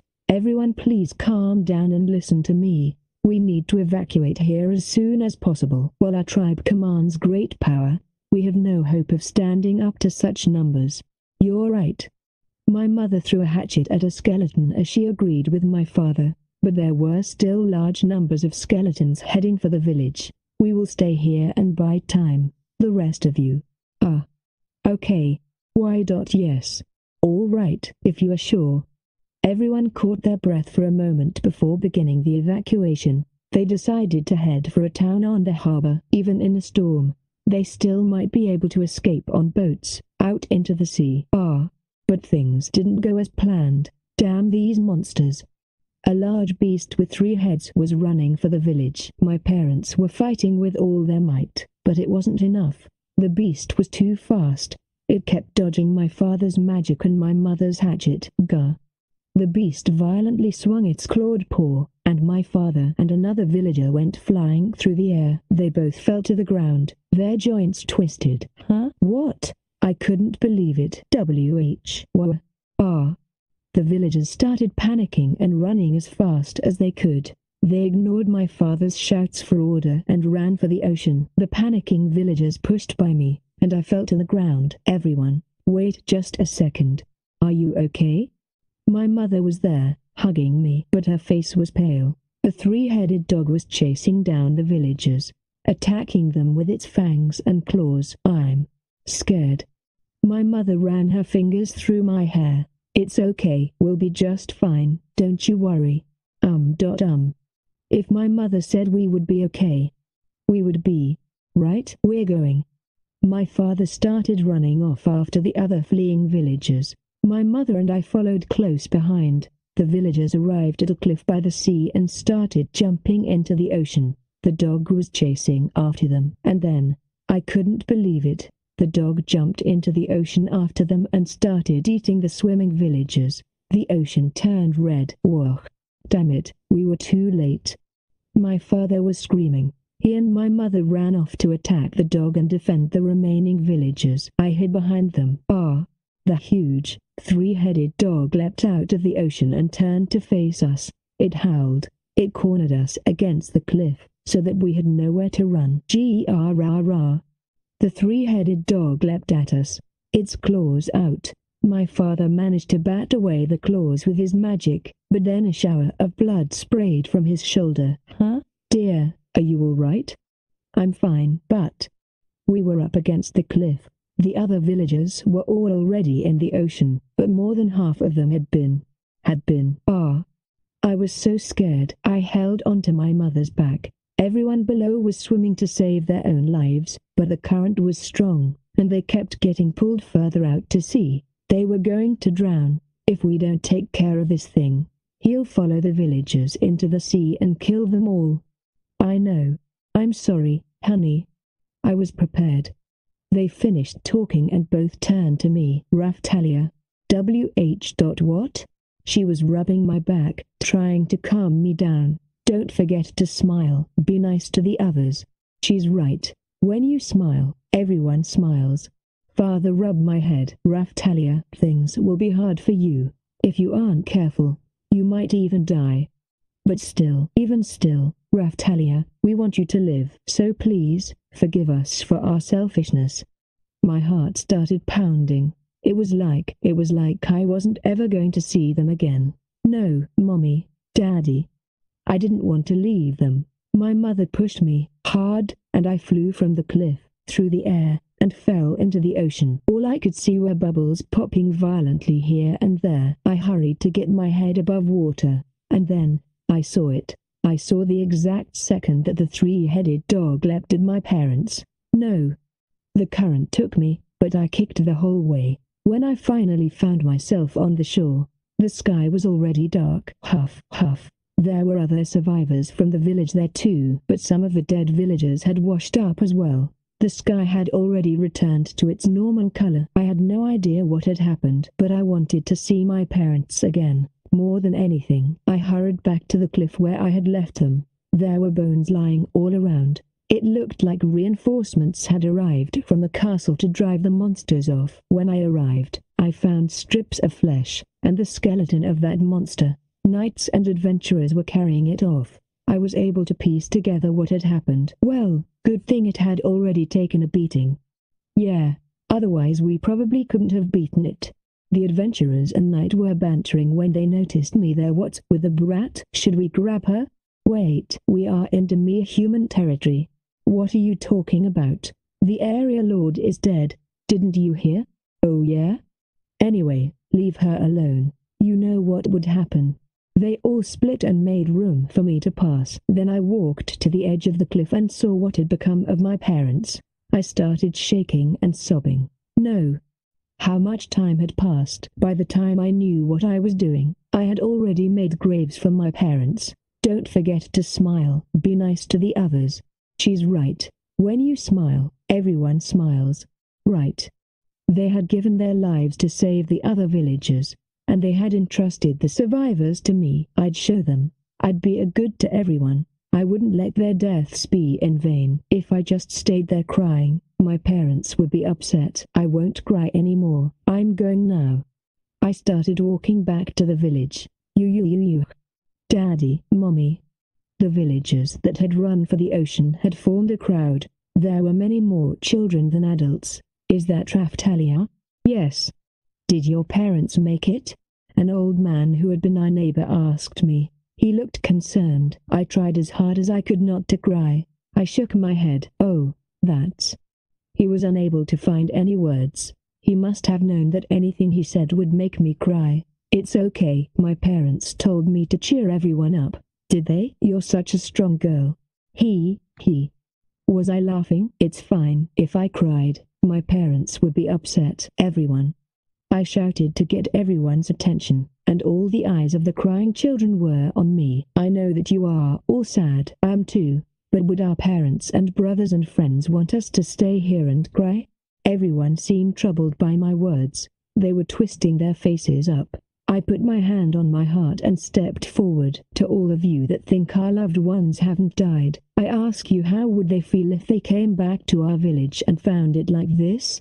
Right. This was everyone's village. We couldn't just leave it how it was. My dad, and the Lord, had always said that the village was a family that we all made together. I know how sad you are. Believe me, I know. But that is all the more reason to rebuild. I mean, we're a family. Yes, Father had always said so. He said to treat the rest of the village as if they were part of our family. So I would do it. I would take care of them all. Just like Father had said, right? Please. I did all I could to summon a smile. Raftalia, aren't you sad? Why are you smiling? Your father died. My smile weakened at their exclamation. I wouldn't cry. If I started crying, I'd never be able to stop. Right, I'm not sad. I can't cry. If I started to cry, no one would be able to comfort me. Oh, look at how hard this girl is trying. Come on everyone. If she can do it, we can do it. Yeah. Okay. You're right, Raftalia. I'll do my best too. Keel had been crying, but he turned to me, invigorated. Yes. The Lord had given our village a flag. It had been a present and a symbol of the town. Just then it fluttered down from above and fell before me. It was like it was agreeing with me. That was it. It was a sign that my parents were watching over us. I picked up the flag, and the other villagers brought over a large pole for it. We attached the flag to the pole. It's a sign from heaven. Let's work to rebuild our village. Yeah. And so everyone decided to try and rebuild. No. I was instantly awake. I was inside of the tent we had set up. My house had burned to the ground. Most of ours had. So we were all sleeping together in a large tent. I think I might have been dreaming. Hey, did you hear that voice? An older man was rushing over in my direction. Raftalia, you were screaming. Was I? I needed to smile. If I didn't, it would worry the rest of them. I'm fine. It was just a bad dream. Okay, well, don't overdo it. I'm fine. Thank you though. Father, Mother, I'm doing my best, I promise. The next morning we decided to leave the completely destroyed houses the way they were for now and focus on repairing houses that we could live in sooner. We also put some people in charge of making graves for the bodies that had washed up on shore. The adults were all focused on rebuilding the town, and all the children were doing what they could to help. But we were getting worried about the food supplies. They might not hold out. We had discussed sending fishing boats out to get more food, but the sea was very rough, and we decided it best to save that for later. What now? We all counted the survivors. There was only 1/4 of the village left alive. Even still, one of the older men said that we had made out as well as he could have hoped for. It's just like Raftalia said. We are all still alive. Yeah. What I hadn't known then was that all our efforts were going to be tossed aside mercilessly. Hey, what are you doing? There were some scummy-looking men wandering through the village, and they were pointing their swords at a group of adults. "Hey! Who are you guys?" "Ahaka." I'd heard that there were still some demi-humans alive here. Guess it was true. "Yeah, and this area isn't protected. We could probably make some good money." "Yeah, ugh." One of the older men stepped forward and yelled at the attackers, "The lord of these lands will never forgive you for this behavior. There are castle knights still in the area too." The nasty-looking men all smiled at once. "What do we care if your dead lord gets mad? And besides..." Swipe. It happened quicker than I could see. It happened before I could understand what was going on. The old man's stomach was split open. One of the bad men had cut him with his sword. "What the? Ahaha. Can't you tell? We are the castle knights." "They haven't figured it out yet, have they, boss?" "Nope." Ahahahaha. The old man fell over in a pool of blood. He didn't even twitch. The pool of blood was spreading. Soon it was at my toes. Ah. Suddenly everyone was panicking. I didn't know what to do, so I ran. "Don't let them escape. Kill the old ones. We can sell the women and children, so don't run them down." I can't really remember what happened next. "No. Calm down. Take that." Ugh. Someone had a hold on my hair. I felt like someone had hit me. And then nothing. A week passed. I continued having dreams of my parents' deaths. They caught me and sold me into slavery. The first owner seemed nice. He just wanted me to act as a servant. But then he sold me, and I still don't know why. The next one. Take that. Ugh. Why did they treat me this way? He was a fat man and looked like a bad man. He kept me in the basement of a large house, in a town I'd never heard of. There were animals there. They were just like me. Ugh. Apparently this man had bought Rafana before he'd bought me. Every day, whenever he felt like it, he would hang me from the ceiling in chains and beat me with a whip. He hit me until I was bloody. Then he would keep hitting me. Whenever I tried to stop him, or tried to protest, the slave curse on my chest would burn me. The pain from the whip was driving me crazy, but I wasn't going to give up. I'd bear it, for my parents, and for everyone in the village that hadn't made it, so I wouldn't give up. Raftalia. Cough. It's okay. We'll make it back to the village. When I reunited with Rafana, she was already sick. Even still, the man never stopped hitting her. Yes, we'll make it. What did this man want from us? Did he just think it was fun to beat us with a whip? Why are you still having dreams of a better life? Slap. He hit me again, and I felt blood trickle down my back. I felt tears well up at the pain. Yes, scream from the pain. After that point, things got worse. He started to torture me. I was finally free, and ragged, but I crawled over the muddy floor to go take care of Rafana. He brought us an awful stinking bowl of soup. It tasted like mud. It was our only food for the day. Huff. I slowly fed it to Rafana. That was one more day of life for her. It would be okay. We had to make it back to the village. Everyone was waiting for us. Hold on. I swear I'll help you. There were latticed iron bars that ran almost to the floor. I realized that if I took a rock from the wall and used it to dig out the foundation under the bars, then we'd be able to wriggle under them and escape. It just had to work. Thank you. Yes, we'll meet everyone again. My mother and father had told me to take care of everyone. The other villagers were sure to save us. Sadina would definitely rally the others to come save us. All we needed to do was survive long enough. You remember the day? Raf.ta.lia. Rafana was shivering.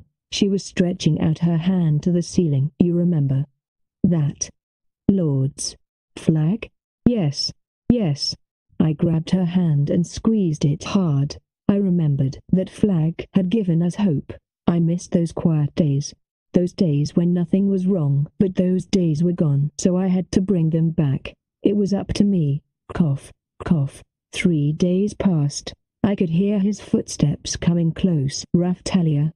Cough. The horrible time was starting again. I'd caught Rafana's cold, but I was going to be fine. I slid a pile of wet straw over the hole I was chipping away under the bars. Rafana wasn't answering me. Rafana? The man opened the door to the stable where she was and touched her. Guess she's dead. Ugh, what a pain. He lifted her body roughly by the shoulder and muttered to himself. Rafana hung there, her eyes empty and cold. Damn, and it was almost time to return her too. This is a breach of contract.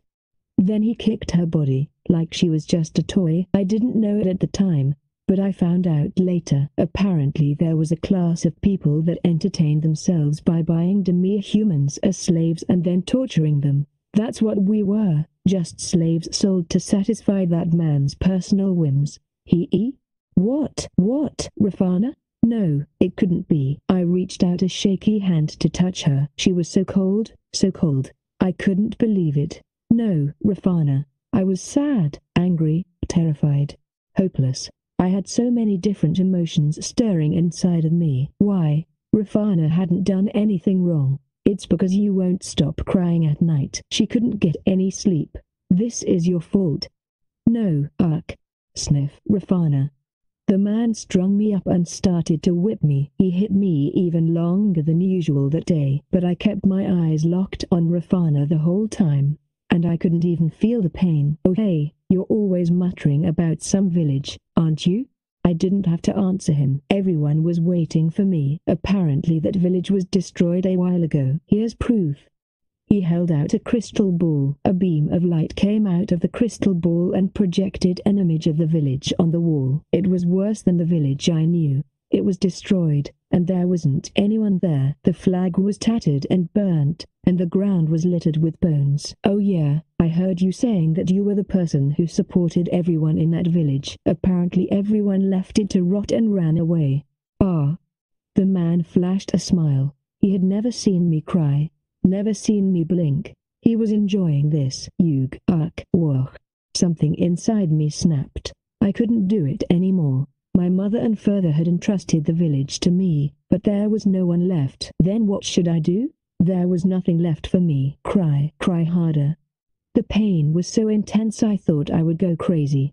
The dreams I had every night were starting to rot my brain. They were the last time I saw my parents. It got even worse. I was a bad kid because I hadn't saved the village. They hoped I never smiled again. I didn't have the right to live. They kept whispering, die, die. They were right.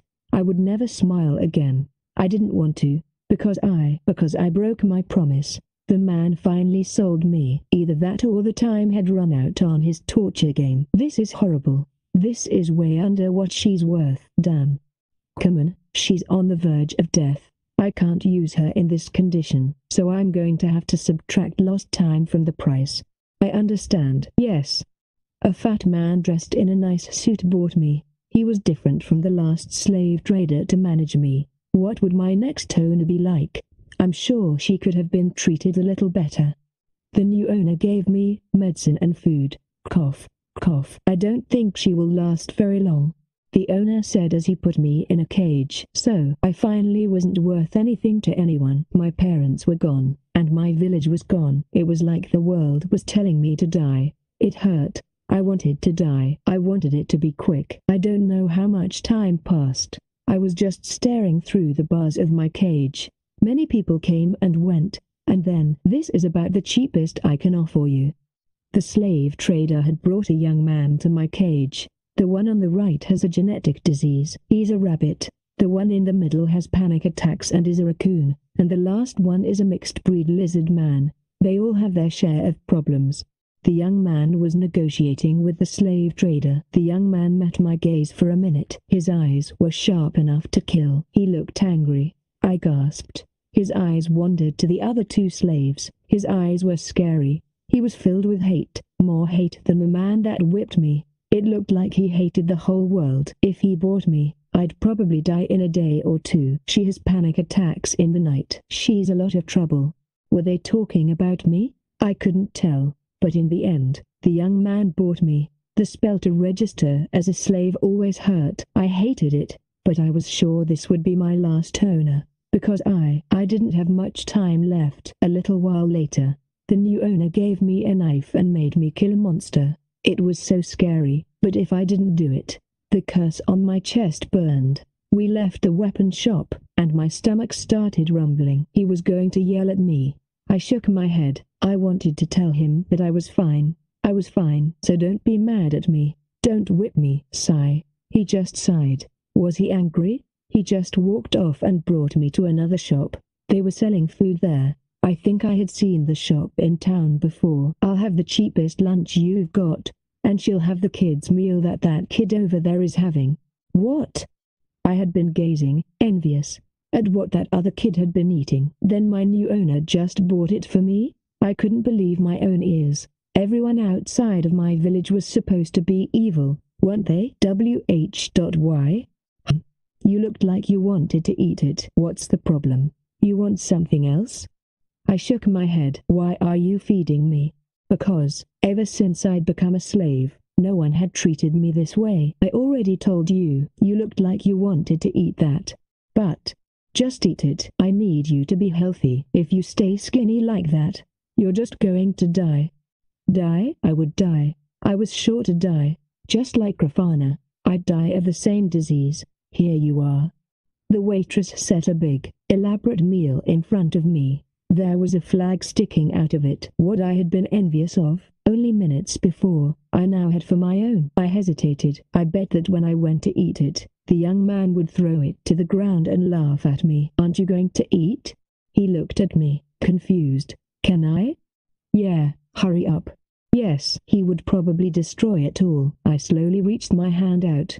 I looked quickly over at him. He didn't look like he was going to do anything. I touched the food. I pulled the little flag out and felt like I'd accomplished something. I felt like, as long as I had that flag, I didn't need anything from anyone. I felt like I was back in my village.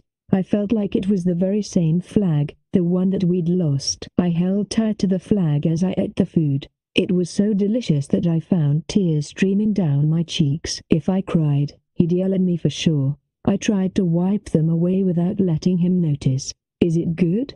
Yes. No. I'd accidentally answered him, and he'd seen that I was happy. He would punish me for sure. Good.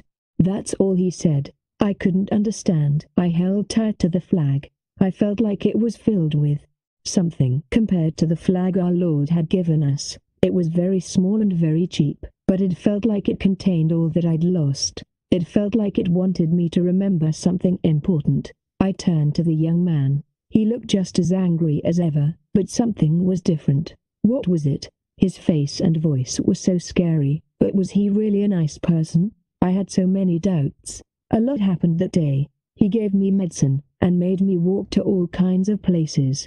But there was one major difference. The dream that had been haunting me was different. Raftalia. My parents were standing on top of the cliff. Father, mother. I ran to them with all my might. I wanted to see them. I wanted to stay with them. I shouldn't. I knew that I shouldn't. Not in front of them, but I felt tears filling my eyes. It's okay. It's okay. Don't cry. Be strong. Ugh. But I kept crying, and my parents just held me and rubbed my head. We are always watching over you. Yes, please, be happy. But you'll be okay with him. Then I woke up. I couldn't believe it. My new owner was holding me and rubbing my head. He wasn't a bad person. He wouldn't play with me, wouldn't hurt me. He was clumsy and rude, but he was a good person. He didn't have any money, but he still gave me medicine, bought me food, and prioritized my equipment over his own. Then I finally found out who he really was. His eyes were dark and filled with hatred and sadness. He was violent, angry and vulgar. He was scary, but he understood pain, and at his heart he was kind. Yes, he was the person that Rafana and I longed for. The shield hero. The shield hero bought me all kinds of things. I had lost everything, but now I was surrounded by treasures. The hero gave me a bag, and I smiled as I filled it with the treasures he'd given me. There was the ball. There was the broken knife. There were lots of things, but the most important one was that flag, and there were many things that I couldn't put into the bag. I felt healthier, better, and stronger. Here, eat up. Okay, Rafana, can you hear me? I'm fighting with the shield hero. You'd never believe it. I had a dream that night too. A good one, Rafana. She was standing right in front of me. She was smiling. I told her everything that had happened. We talked about all kinds of things. Raftalia, keep your chin up. I will. Lucky you. Fighting with the shield hero. Hey, jealous? Ahaha, a little. In my dream, she looked happy and peaceful. She was smiling at me. I'm watching out for you. I know. Let's go back to our village, where the flag is. Yes, I'll see you there. I hoped that my parents were watching me from wherever they were. I wanted them to see me rebuild it all. I wanted strength. I wanted to be strong enough to take care of the bad people that wanted to hurt us. The world was so cruel and hard. It was filled with darkness and evil, but I wasn't going to give up. I didn't want to lose anyone else. I'll get stronger, enough to protect my parents, to protect Trafana. Yes, to protect Mr. Nofumi. I could do it. And so I continue on.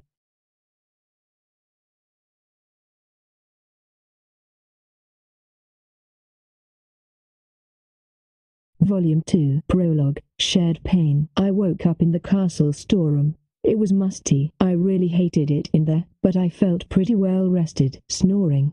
I could hear rhythmic snoring coming from the pile of straw next to me. A young girl named Raftalia was sleeping there. Let's take a minute to review what's happened. My name is Nofumi Iwatani. I'm a sophomore in college. I was born in Japan, just like everyone else. To be honest, I was always a bit of an otaku. I was at the library flipping through a book called The Records of the Four Holy Weapons when, for whatever reason, I found myself transported to the fantasy world it spoke of. I had been summoned to serve the role of the shield hero. The world was suffering under waves of destruction, in which hordes of monsters and horrible disasters spilled over from other dimensions through rifts in space. 4 heroes were summoned to protect the world from harm. I had a shield on my arm that I couldn't remove. Maybe it was under some sort of curse. I found myself unable to go on the offense at all. All I could do was defend, but I had some experience with online MOOCs, so I focused on defending myself, and recruited someone else to attack for me. We set out on our adventure, and I was very excited, but I fell into a wicked trap. Someone framed me for a crime I didn't commit, and I found myself convicted, so nobody trusted me from that point on. I couldn't make any friends or get anyone to help me, and they ran me out of the castle without a word. I was in a really tough spot. I figured I would just not do anything. I thought I didn't have to fight against the waves of destruction. I was wrong. The waves of destruction arrived around once every month, and we heroes were instantly transported to the site of destruction. I was forced to protect a bunch of people that I didn't care a lick for. It wasn't fair at all. I did all I could to raise money to survive, and all the while people jeered at me. They threw rocks at me. So that girl that was sleeping next to me, Raftalia, she's a demi-human slave. I bought her. Slavery still exists in this world, and in this particular country. Mel remark. There were people with animal attributes called demi-humans. They were sold into slavery all the time. When I bought her she was just a little girl, but as we leveled up she grew very quickly, until she appeared only slightly younger than myself. Apparently demi-humans grew differently than the rest of us.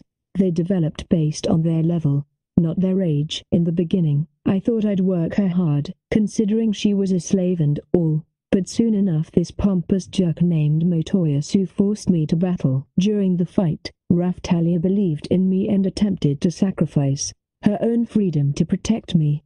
Well, there were other things too, but in the end we became close friends, and we trust each other deeply. Honestly, for the longest time,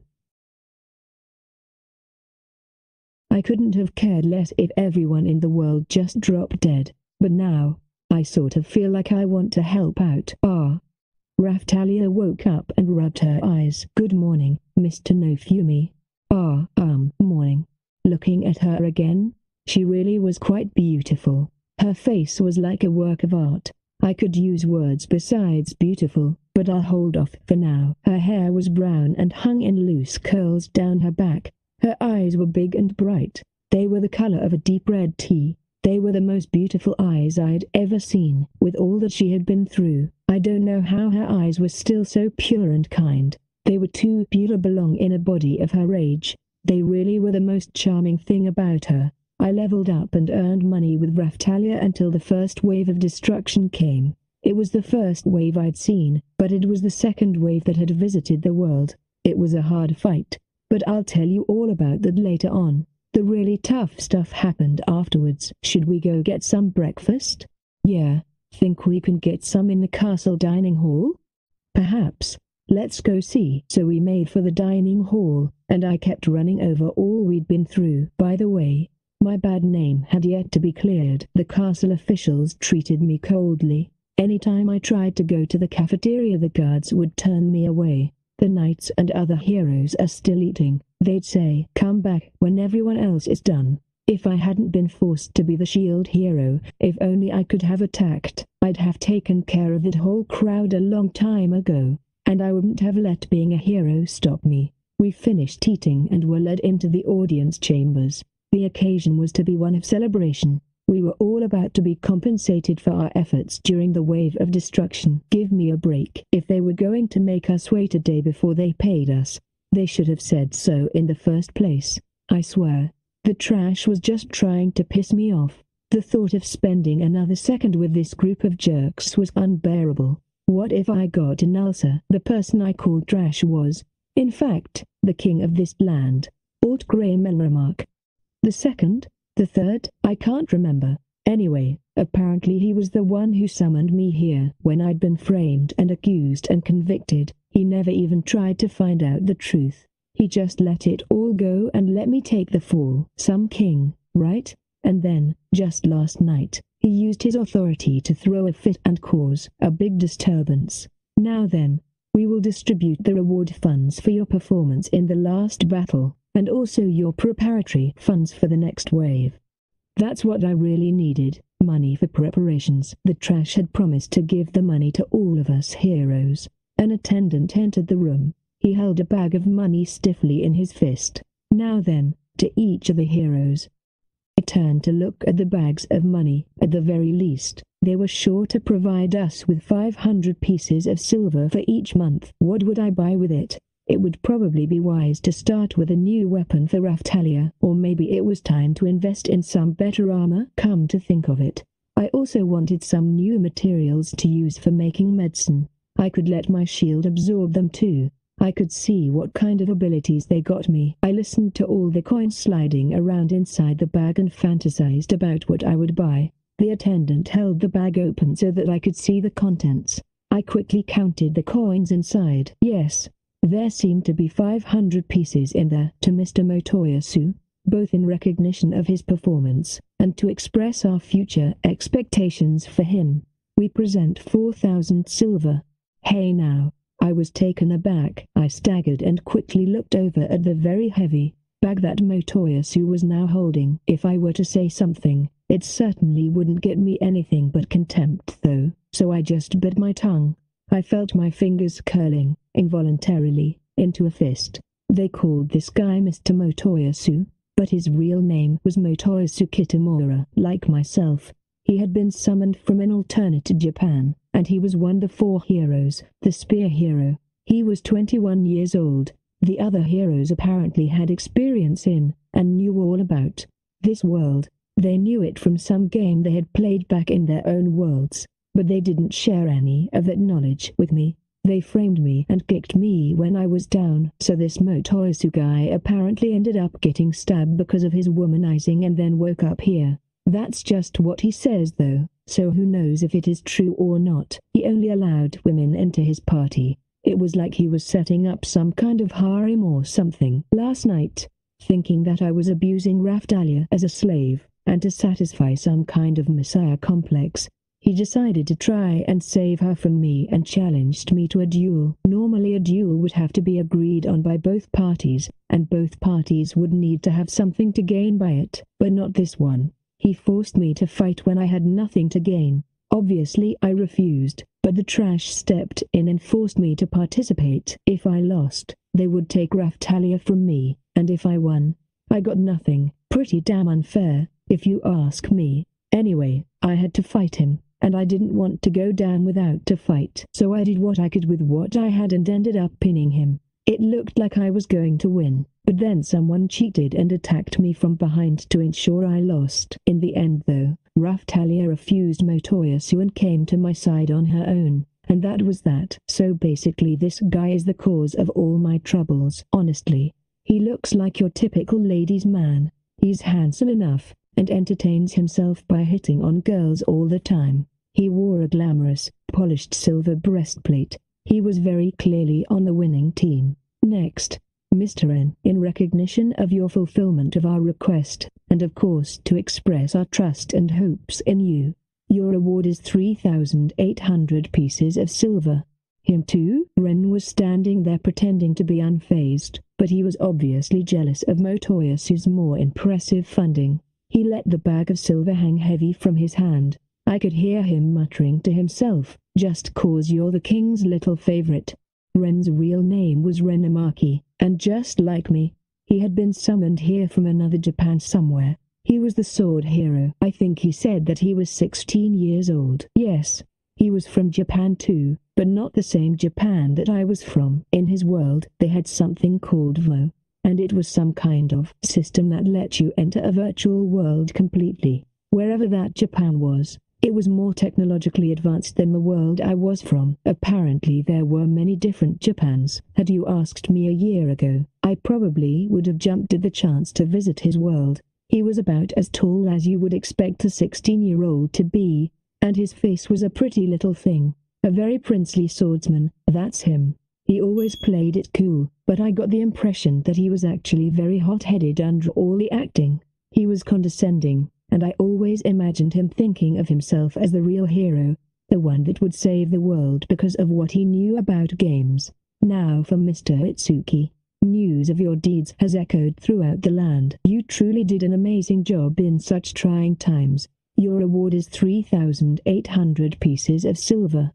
Itsuki sighed, but seemed to consider that the compensation was just. Even still, I saw him cast a jealous glance in Motoyasu's direction. His real name was Itsuki Kawasumi, and he was a year older than Ren, so 17 years old. He gave an impression of softness and delicacy, and yet, there was an emptiness and vanity about him. He carried the legendary bow. We hadn't spoken much, so I still didn't know very much about him, but he had the same sort of knowledge about the world that Ren and the Motoyasu had, and I knew that he came from yet another Japan. He looked like the youngest among us heroes, but in reality, Ren was the youngest. Even still, what was this request that the king mentioned to Ren? It was the first I've heard of it. As for the shield, we hope he will make more of an effort from now on. He didn't even use my name. Who's this shield? I was so irritated, I felt like I might snap. After the crap he pulled yesterday, I reached out for my bag of money, but the attendant pulled it away before I could grab it. As a fee for the removal of the slavery curse placed on Raftalia, your support funds will be revoked. The bastard. My liege. Raftalia raised her hand. What is it, demi-human? What was this request you mentioned? So Raftalia was trying to figure it out too. She ignored that our money was being taken away and approached it from another angle. The problems that plague our great nation are being dealt with, on my request, by the heroes. Why hasn't the same request been made of Mr. Nofumi? This is the first I've heard of this. What could the shield hope to accomplish? Damn, I really hated this guy. Everyone in the audience chamber started snickering. Oh man, I couldn't stand it. I was about to explode. I thought I was having a hard time, but I could actually hear how hard Raftalia was pulling her hands into fists. I looked over, and she was nearly shaking with rage. Okay, I think we can hold it in for now. Well, it's true that he didn't really help much. You're right, I didn't see him during the battle. I wonder what he was doing? If a hero won't throw himself into battle, I'm not sure what he's good for. The remaining 3 heroes all added their ironic comments. Now I was getting really annoyed. I had to say something. Sure, leaving all the villagers to die while you rush off to fight the boss, that's really saving the day, isn't it, heroes? Right. They had ignored the groups of villagers that were in trouble and ran straight for a single enemy on the battlefield. Someone had to save the people, and that job fell to me. That's what the knights are for, isn't it? Yeah, The problem is that the knights are idiots. If I'd left them to the knights, how many people do you think would have died? You wouldn't even know because you were only looking at the boss. Motoyasu, Ren, and Itsuki all turned to look at the captain of their knights. The captain slowly nodded in irritation before speaking. But if the heroes aren't doing all they can to suppress the wave at its source, the destruction will only grow. Stop your foolish boasting. Ha! I couldn't believe my ears. All he did was arrogantly lounge around the castle. And besides, was everyone forgetting that I was one of the heroes? Or what was this? Were they saying I wasn't the shield hero at all? All right. Well, the rest of us are pretty busy, so we'll just be getting on our way now. Getting in a fight now wouldn't do me any good. The best thing I could do was just leave quietly. Wait now, shield. Huh? What is it now? Unlike some haughty king on his throne, I actually have things to do. You are even worse than I could have expected. Leave me, and do not ever show your face here again. What the? This trash would go to any length to piss me off. Excellent news, don't you think, Mr. Nofumi? Raftalia was grinning from ear to ear. What? Now we don't have to waste our time in this place anymore. Instead of spending our time on trifles, now we can dedicate ourselves to something of worth. Why? Yeah. I was starting to feel like I could really depend on her. She took my hand in hers and squeezed it. She must have been angry too. It felt like we had so much anger between us, anger we couldn't handle on our own, but together. Wait just a moment. Itsuki threw his hand in the air and spoke to the trash. What is it, Bowhero? What was he up to? Not like I could expect him to say anything that made any sense at all. About the duel last night. Mr. Nofumi was treated unfairly, as someone intervened from behind. What are you planning to do about that? That's basically what I wanted to ask. For a split second, the room went silent. I'm not sure what you mean. Well, the duel was originally over Ms. Raftalia's freedom. Despite the clear evidence that the duel was not fair, Ms. Raftalia's slavery curse was still removed. Now this was supposed to be payment for losing the duel, correct? And yet, you have also revoked Mr. Nofumi's payment under the pretext of payment for the curse removal. I'm asking if you think that is a just arrangement. What's this now? Itsuki's eyes were sharp, and he was speaking out, strongly, against the king. He's right. I was watching from up above, and according to the rules, if it was a fair match, Nofumi should have won. I didn't lose. Motoyasu shouted, but Ren and Itsuki were not listening to his protest. Their eyes were cold. Depending on your answer, we might need to reconsider whether Nofumi is even guilty of the crimes he's been accused of. Well. The trash sat there, his eyes moving over the crowd, dumbfounded. Oh, it wasn't like that at all, Mr. Itsuki. Mr. Ren, you've got it all wrong. Bitch was all decked out in fine clothes and a thick smear of makeup. She pushed her way through the crowd. That's right. It was all her, the woman that framed me and dragged my name through the mud, the bitch. Minesupia. Apparently her real name was Malty, but who cares about her stupid name? Like her personality. Her hair was dark red, and she had an obnoxious, scheming air about her. Even still, I had to admit that she was pretty. When we'd first set out adventuring, nobody volunteered to go with me but her. But she ended up stealing all of the money I'd been provided before framing me for a crime, ruining my reputation, and running to Motoyasu's side. She was pure evil, so I'd made up my mind to call her bitch from that point on. And would you believe it? Bitch just happens to be the princess too. The book I was reading back in my own world, the records of the 4 holy weapons, also spoke of a bitchy princess. I was pretty sure that it had been talking about her. The duel was supposed to be one-on-one, and yet the shield hero hid monsters under his cape to use against his opponent. This is a clear violation of the rules, and therefore my father, the king, has made a wise ruling. Give me a break. How could he expect me to fight when I wasn't even capable of attacking? They must have known that when they challenged me to a duel. I understand how you feel, and yet, you just can't agree? Itsuki and Ren looked disappointed. Bitch was obviously trying to think of another way out of it. Her brain only worked when she was plotting against someone else. Ms. Mine, even if what you say is true, Your own actions also constitute a violation of the rules. Sure, he hasn't been working as hard as the rest of us, but from what I could tell the guild hasn't given him any work either. Doesn't he need at least a little support, just to survive? Besides, he really did protect the villagers during the wave when the knights didn't do anything.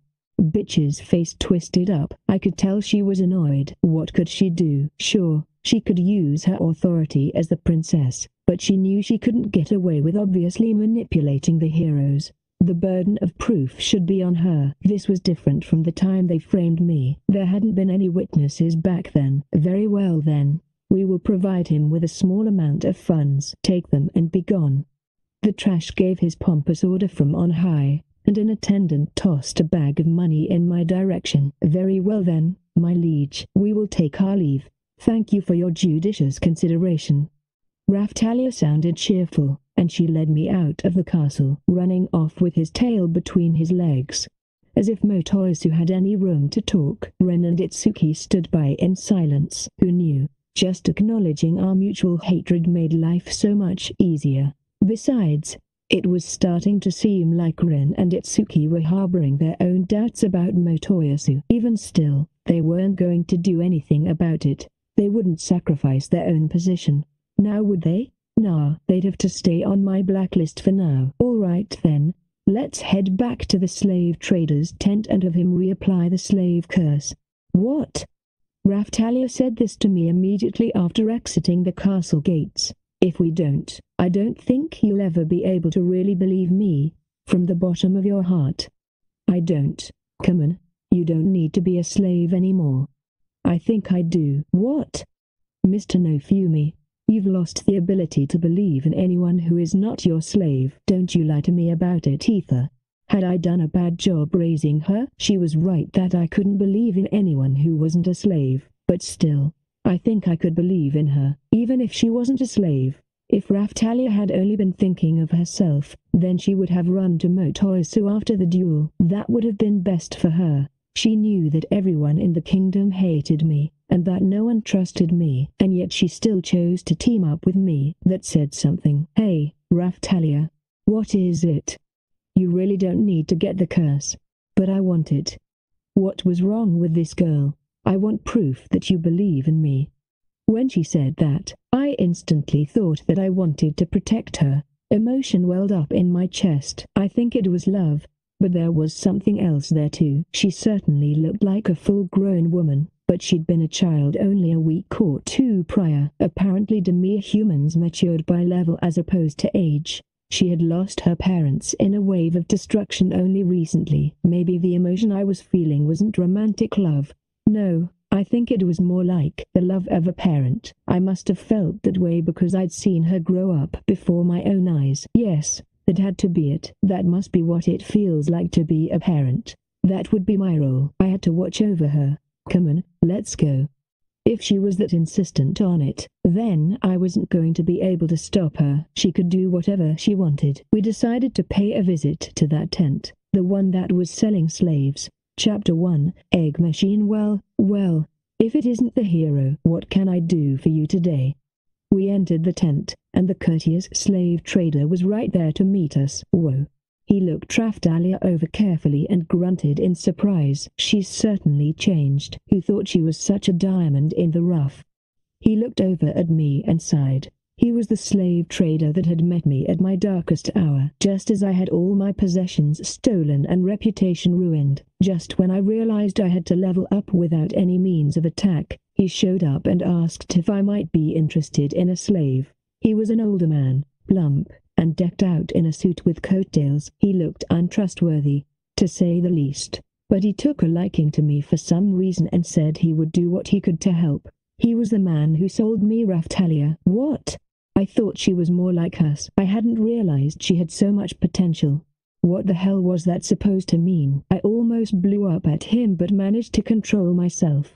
I didn't want to ruin our relationship. Who knew when I might need his services in the future? I'd say something along those lines. Whether they live or die, the proper way to use a slave is the way that raises the quality of the product. I responded in a threatening tone. I guess all the slaves you know of are disposable? No Fumi? She was looking at me, worried that I wasn't showing proper respect to authority. I was aware of it myself, that I was a little out of control, but I was feeling better than I had the last time I met him. Hey, I suppose so. You've got me trembling. I couldn't tell if he liked my answer or not, but he was smiling. Now then, as for the appraisal, she certainly has become a beauty, but if she's not a virgin then I would say 20 pieces of gold? Why are you assuming he's here to sell me? And besides, I am a virgin. He jumped back at the force of her exclamation. Now we're talking. How does 30 pieces of gold sound? Naturally, I'll have to confirm your virginity. Mr. Nofumi. I could get 30 pieces of gold for Raftalia. Mr. Nofumi, please say something. If I had 30 pieces of gold, I could easily buy that level 75 wolf man. I was thinking it over when Raftalia shot me a terrified look before grabbing onto my shoulders. Mr. Nofumi, if you don't stop playing around, I'll get angry. What is it? Why are you so upset? This guy is sizing me up, and you aren't saying anything about it. We have to look nonchalant or we'll lose face.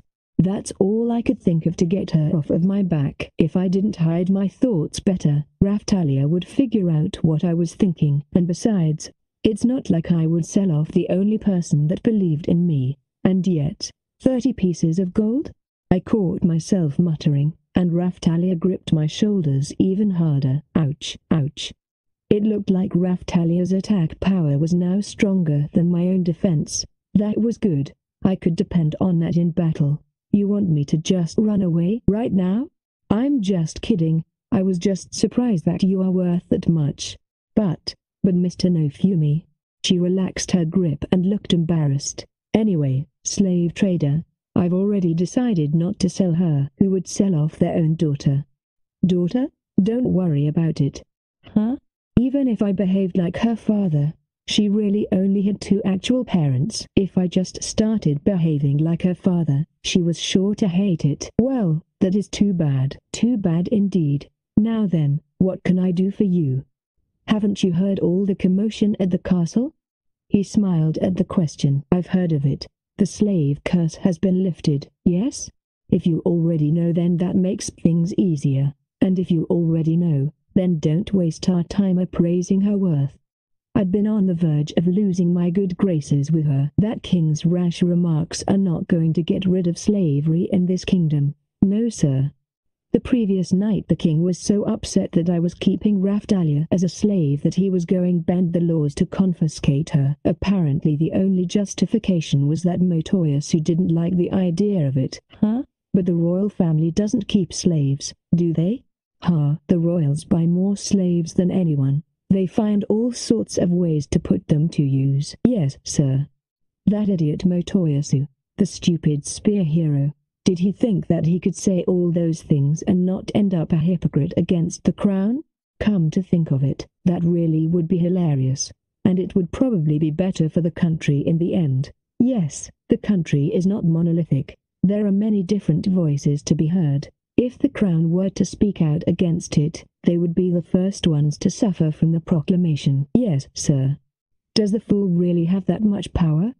Yes, the monarchy exercised absolute authority, but that doesn't mean it can do whatever it wants. If the crown acts against the wishes of the people, there will be riots. Under such circumstances, the royal family may not be able to hold onto power for very long. His little princess wouldn't be too happy about losing her shot at the throne. Yes, well, there are people with more power than the king. What about the slave curse? Did we forget about that? Oh, yes, right away. The conversation got derailed a little, and besides, if we weren't going to see the trash anymore, who cared? Yes, so you've come to have the curse reapplied, correct? Yeah, can you do it? Naturally. He snapped his fingers, and a servant appeared with the same jar that we had used for the ceremony the last time. Raftalia looked ashamed as she removed her breastplate and exposed her chest. How is it? What? Sigh. Huh? Why did she look so upset, and why was she sighing? Did I do something wrong? Just like the last time. They mixed my blood with some ink and painted the curse seal onto Raftalia's chest. The pattern began to shine and glow. Ark! She grit her teeth in pain. The slave icon reappeared in my field of vision. A window also appeared detailing the rules of use. I suppose I didn't need to read it as thoroughly as I had the last time. Raftalia had become a slave once again to earn my trust. I needed to believe in her too. Honestly, she really didn't need to bother with the whole ceremony. It was just a show. Now then. I started mulling over the next steps to take when I noticed the pot of ink. I reached out to touch it, and my shield began to react. Hey, can I buy some of this ink off of you? Certainly. I poured the remaining ink onto the shield. The shield absorbed the ink. Slave user shield. Conditions met. Slave user shield 2. Conditions met. Slave user shield. Ability locked. Equip bonus. Slave maturation adjustment. Small. Slave user shield 2. Ability locked. Equip bonus. Slave status adjustment. Small. A slave user shield? Well, I guess it only made sense. I looked at the tree, and it appeared on its own, branching out from the very first small shield. Because of that, it wasn't very strong, but its equip bonuses seemed promising. Maturation adjustment. And hey, I'd only dumped a little ink on it, but I still ended up with 2 new shields. So all I needed to do was equip the shield for a while to unlock the ability, and then I'd be able to use those equip bonuses forever. It was a great system. The legendary shield allowed me to equip all these different shield types, learn their abilities, and then keep the abilities as I moved on through the levels. That was why us heroes could grow stronger than just normal people.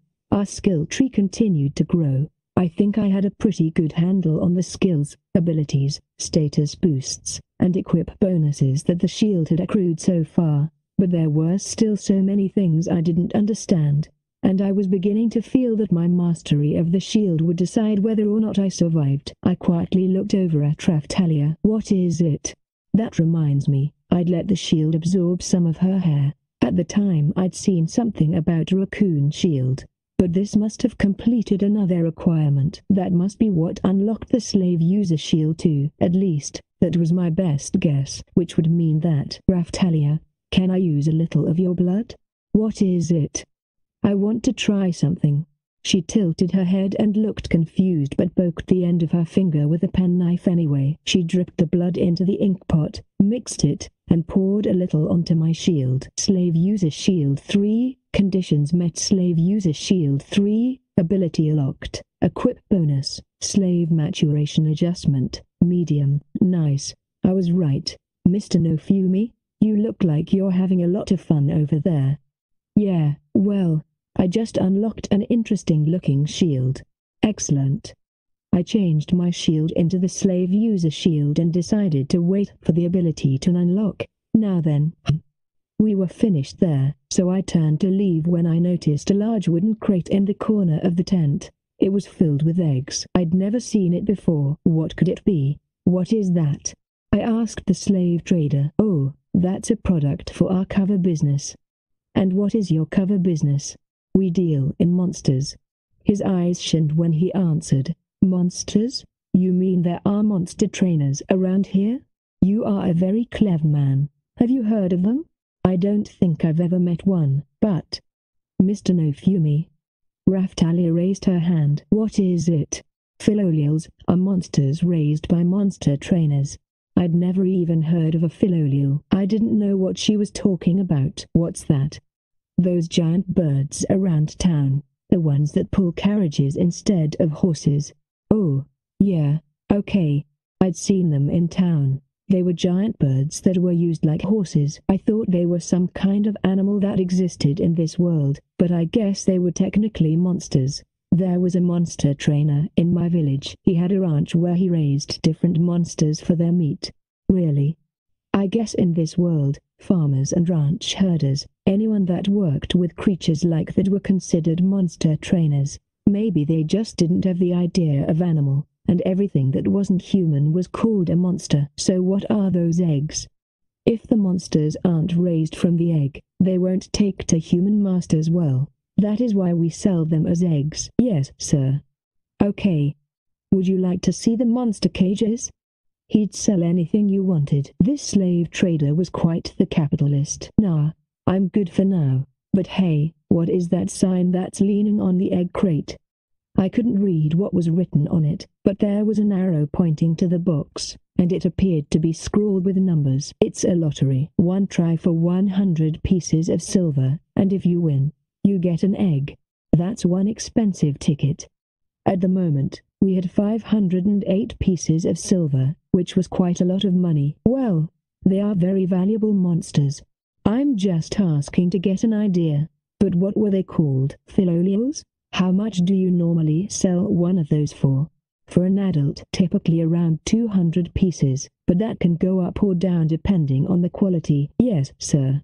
If you charge 200 pieces for an adult, then I'm guessing a chick is cheaper, and the eggs must be even cheaper yet. Well, I suppose you have to account for the cost of raising the thing, but still, I'm wondering if it's a good deal.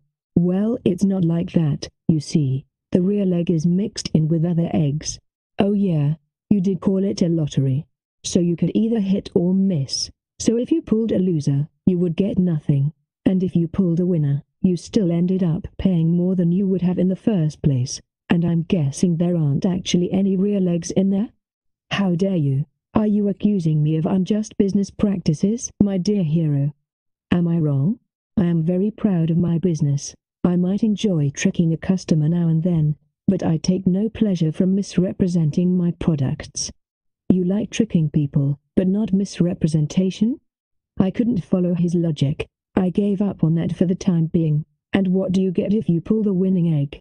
I'll try to make it easy for you to understand. Being a foreigner and all, simply put, a knight's dragon. Whoa, a knight's dragon? I wonder if that was a class of dragon that knights rode in battle? Is that a dragon that people ride like a horse? Not just that. This one can fly. They are very popular, so the game has been a hit with the nobility. A flying dragon? It was like a dream. Mr. No Fumi? To buy one on the market you'd need around 20 pieces of gold. They are one of the cheaper dragons. Yes, sir. What's the probability? Just tell me the chances for the dragon egg. There are 250 eggs in the crate, and only one of them is a dragon egg. So it was a 1 in 250 chance. I've compensated for differences in weight with a magical spell. You must agree to the possibility of drawing a losing egg before purchasing a ticket. You're quite a businessman. Yes, well, whenever there is a winner I learn their name, and they tend to spread the word around for me. Yeah, but those chances aren't so great. Well, there is this box over here, and if you buy 10 tickets, you are guaranteed to win at least once. Yes, sir. Well, I assume there are no dragon eggs in that one? Yes, that's true, but the prize is definitely worth at least 300 pieces of silver. Hold on a second.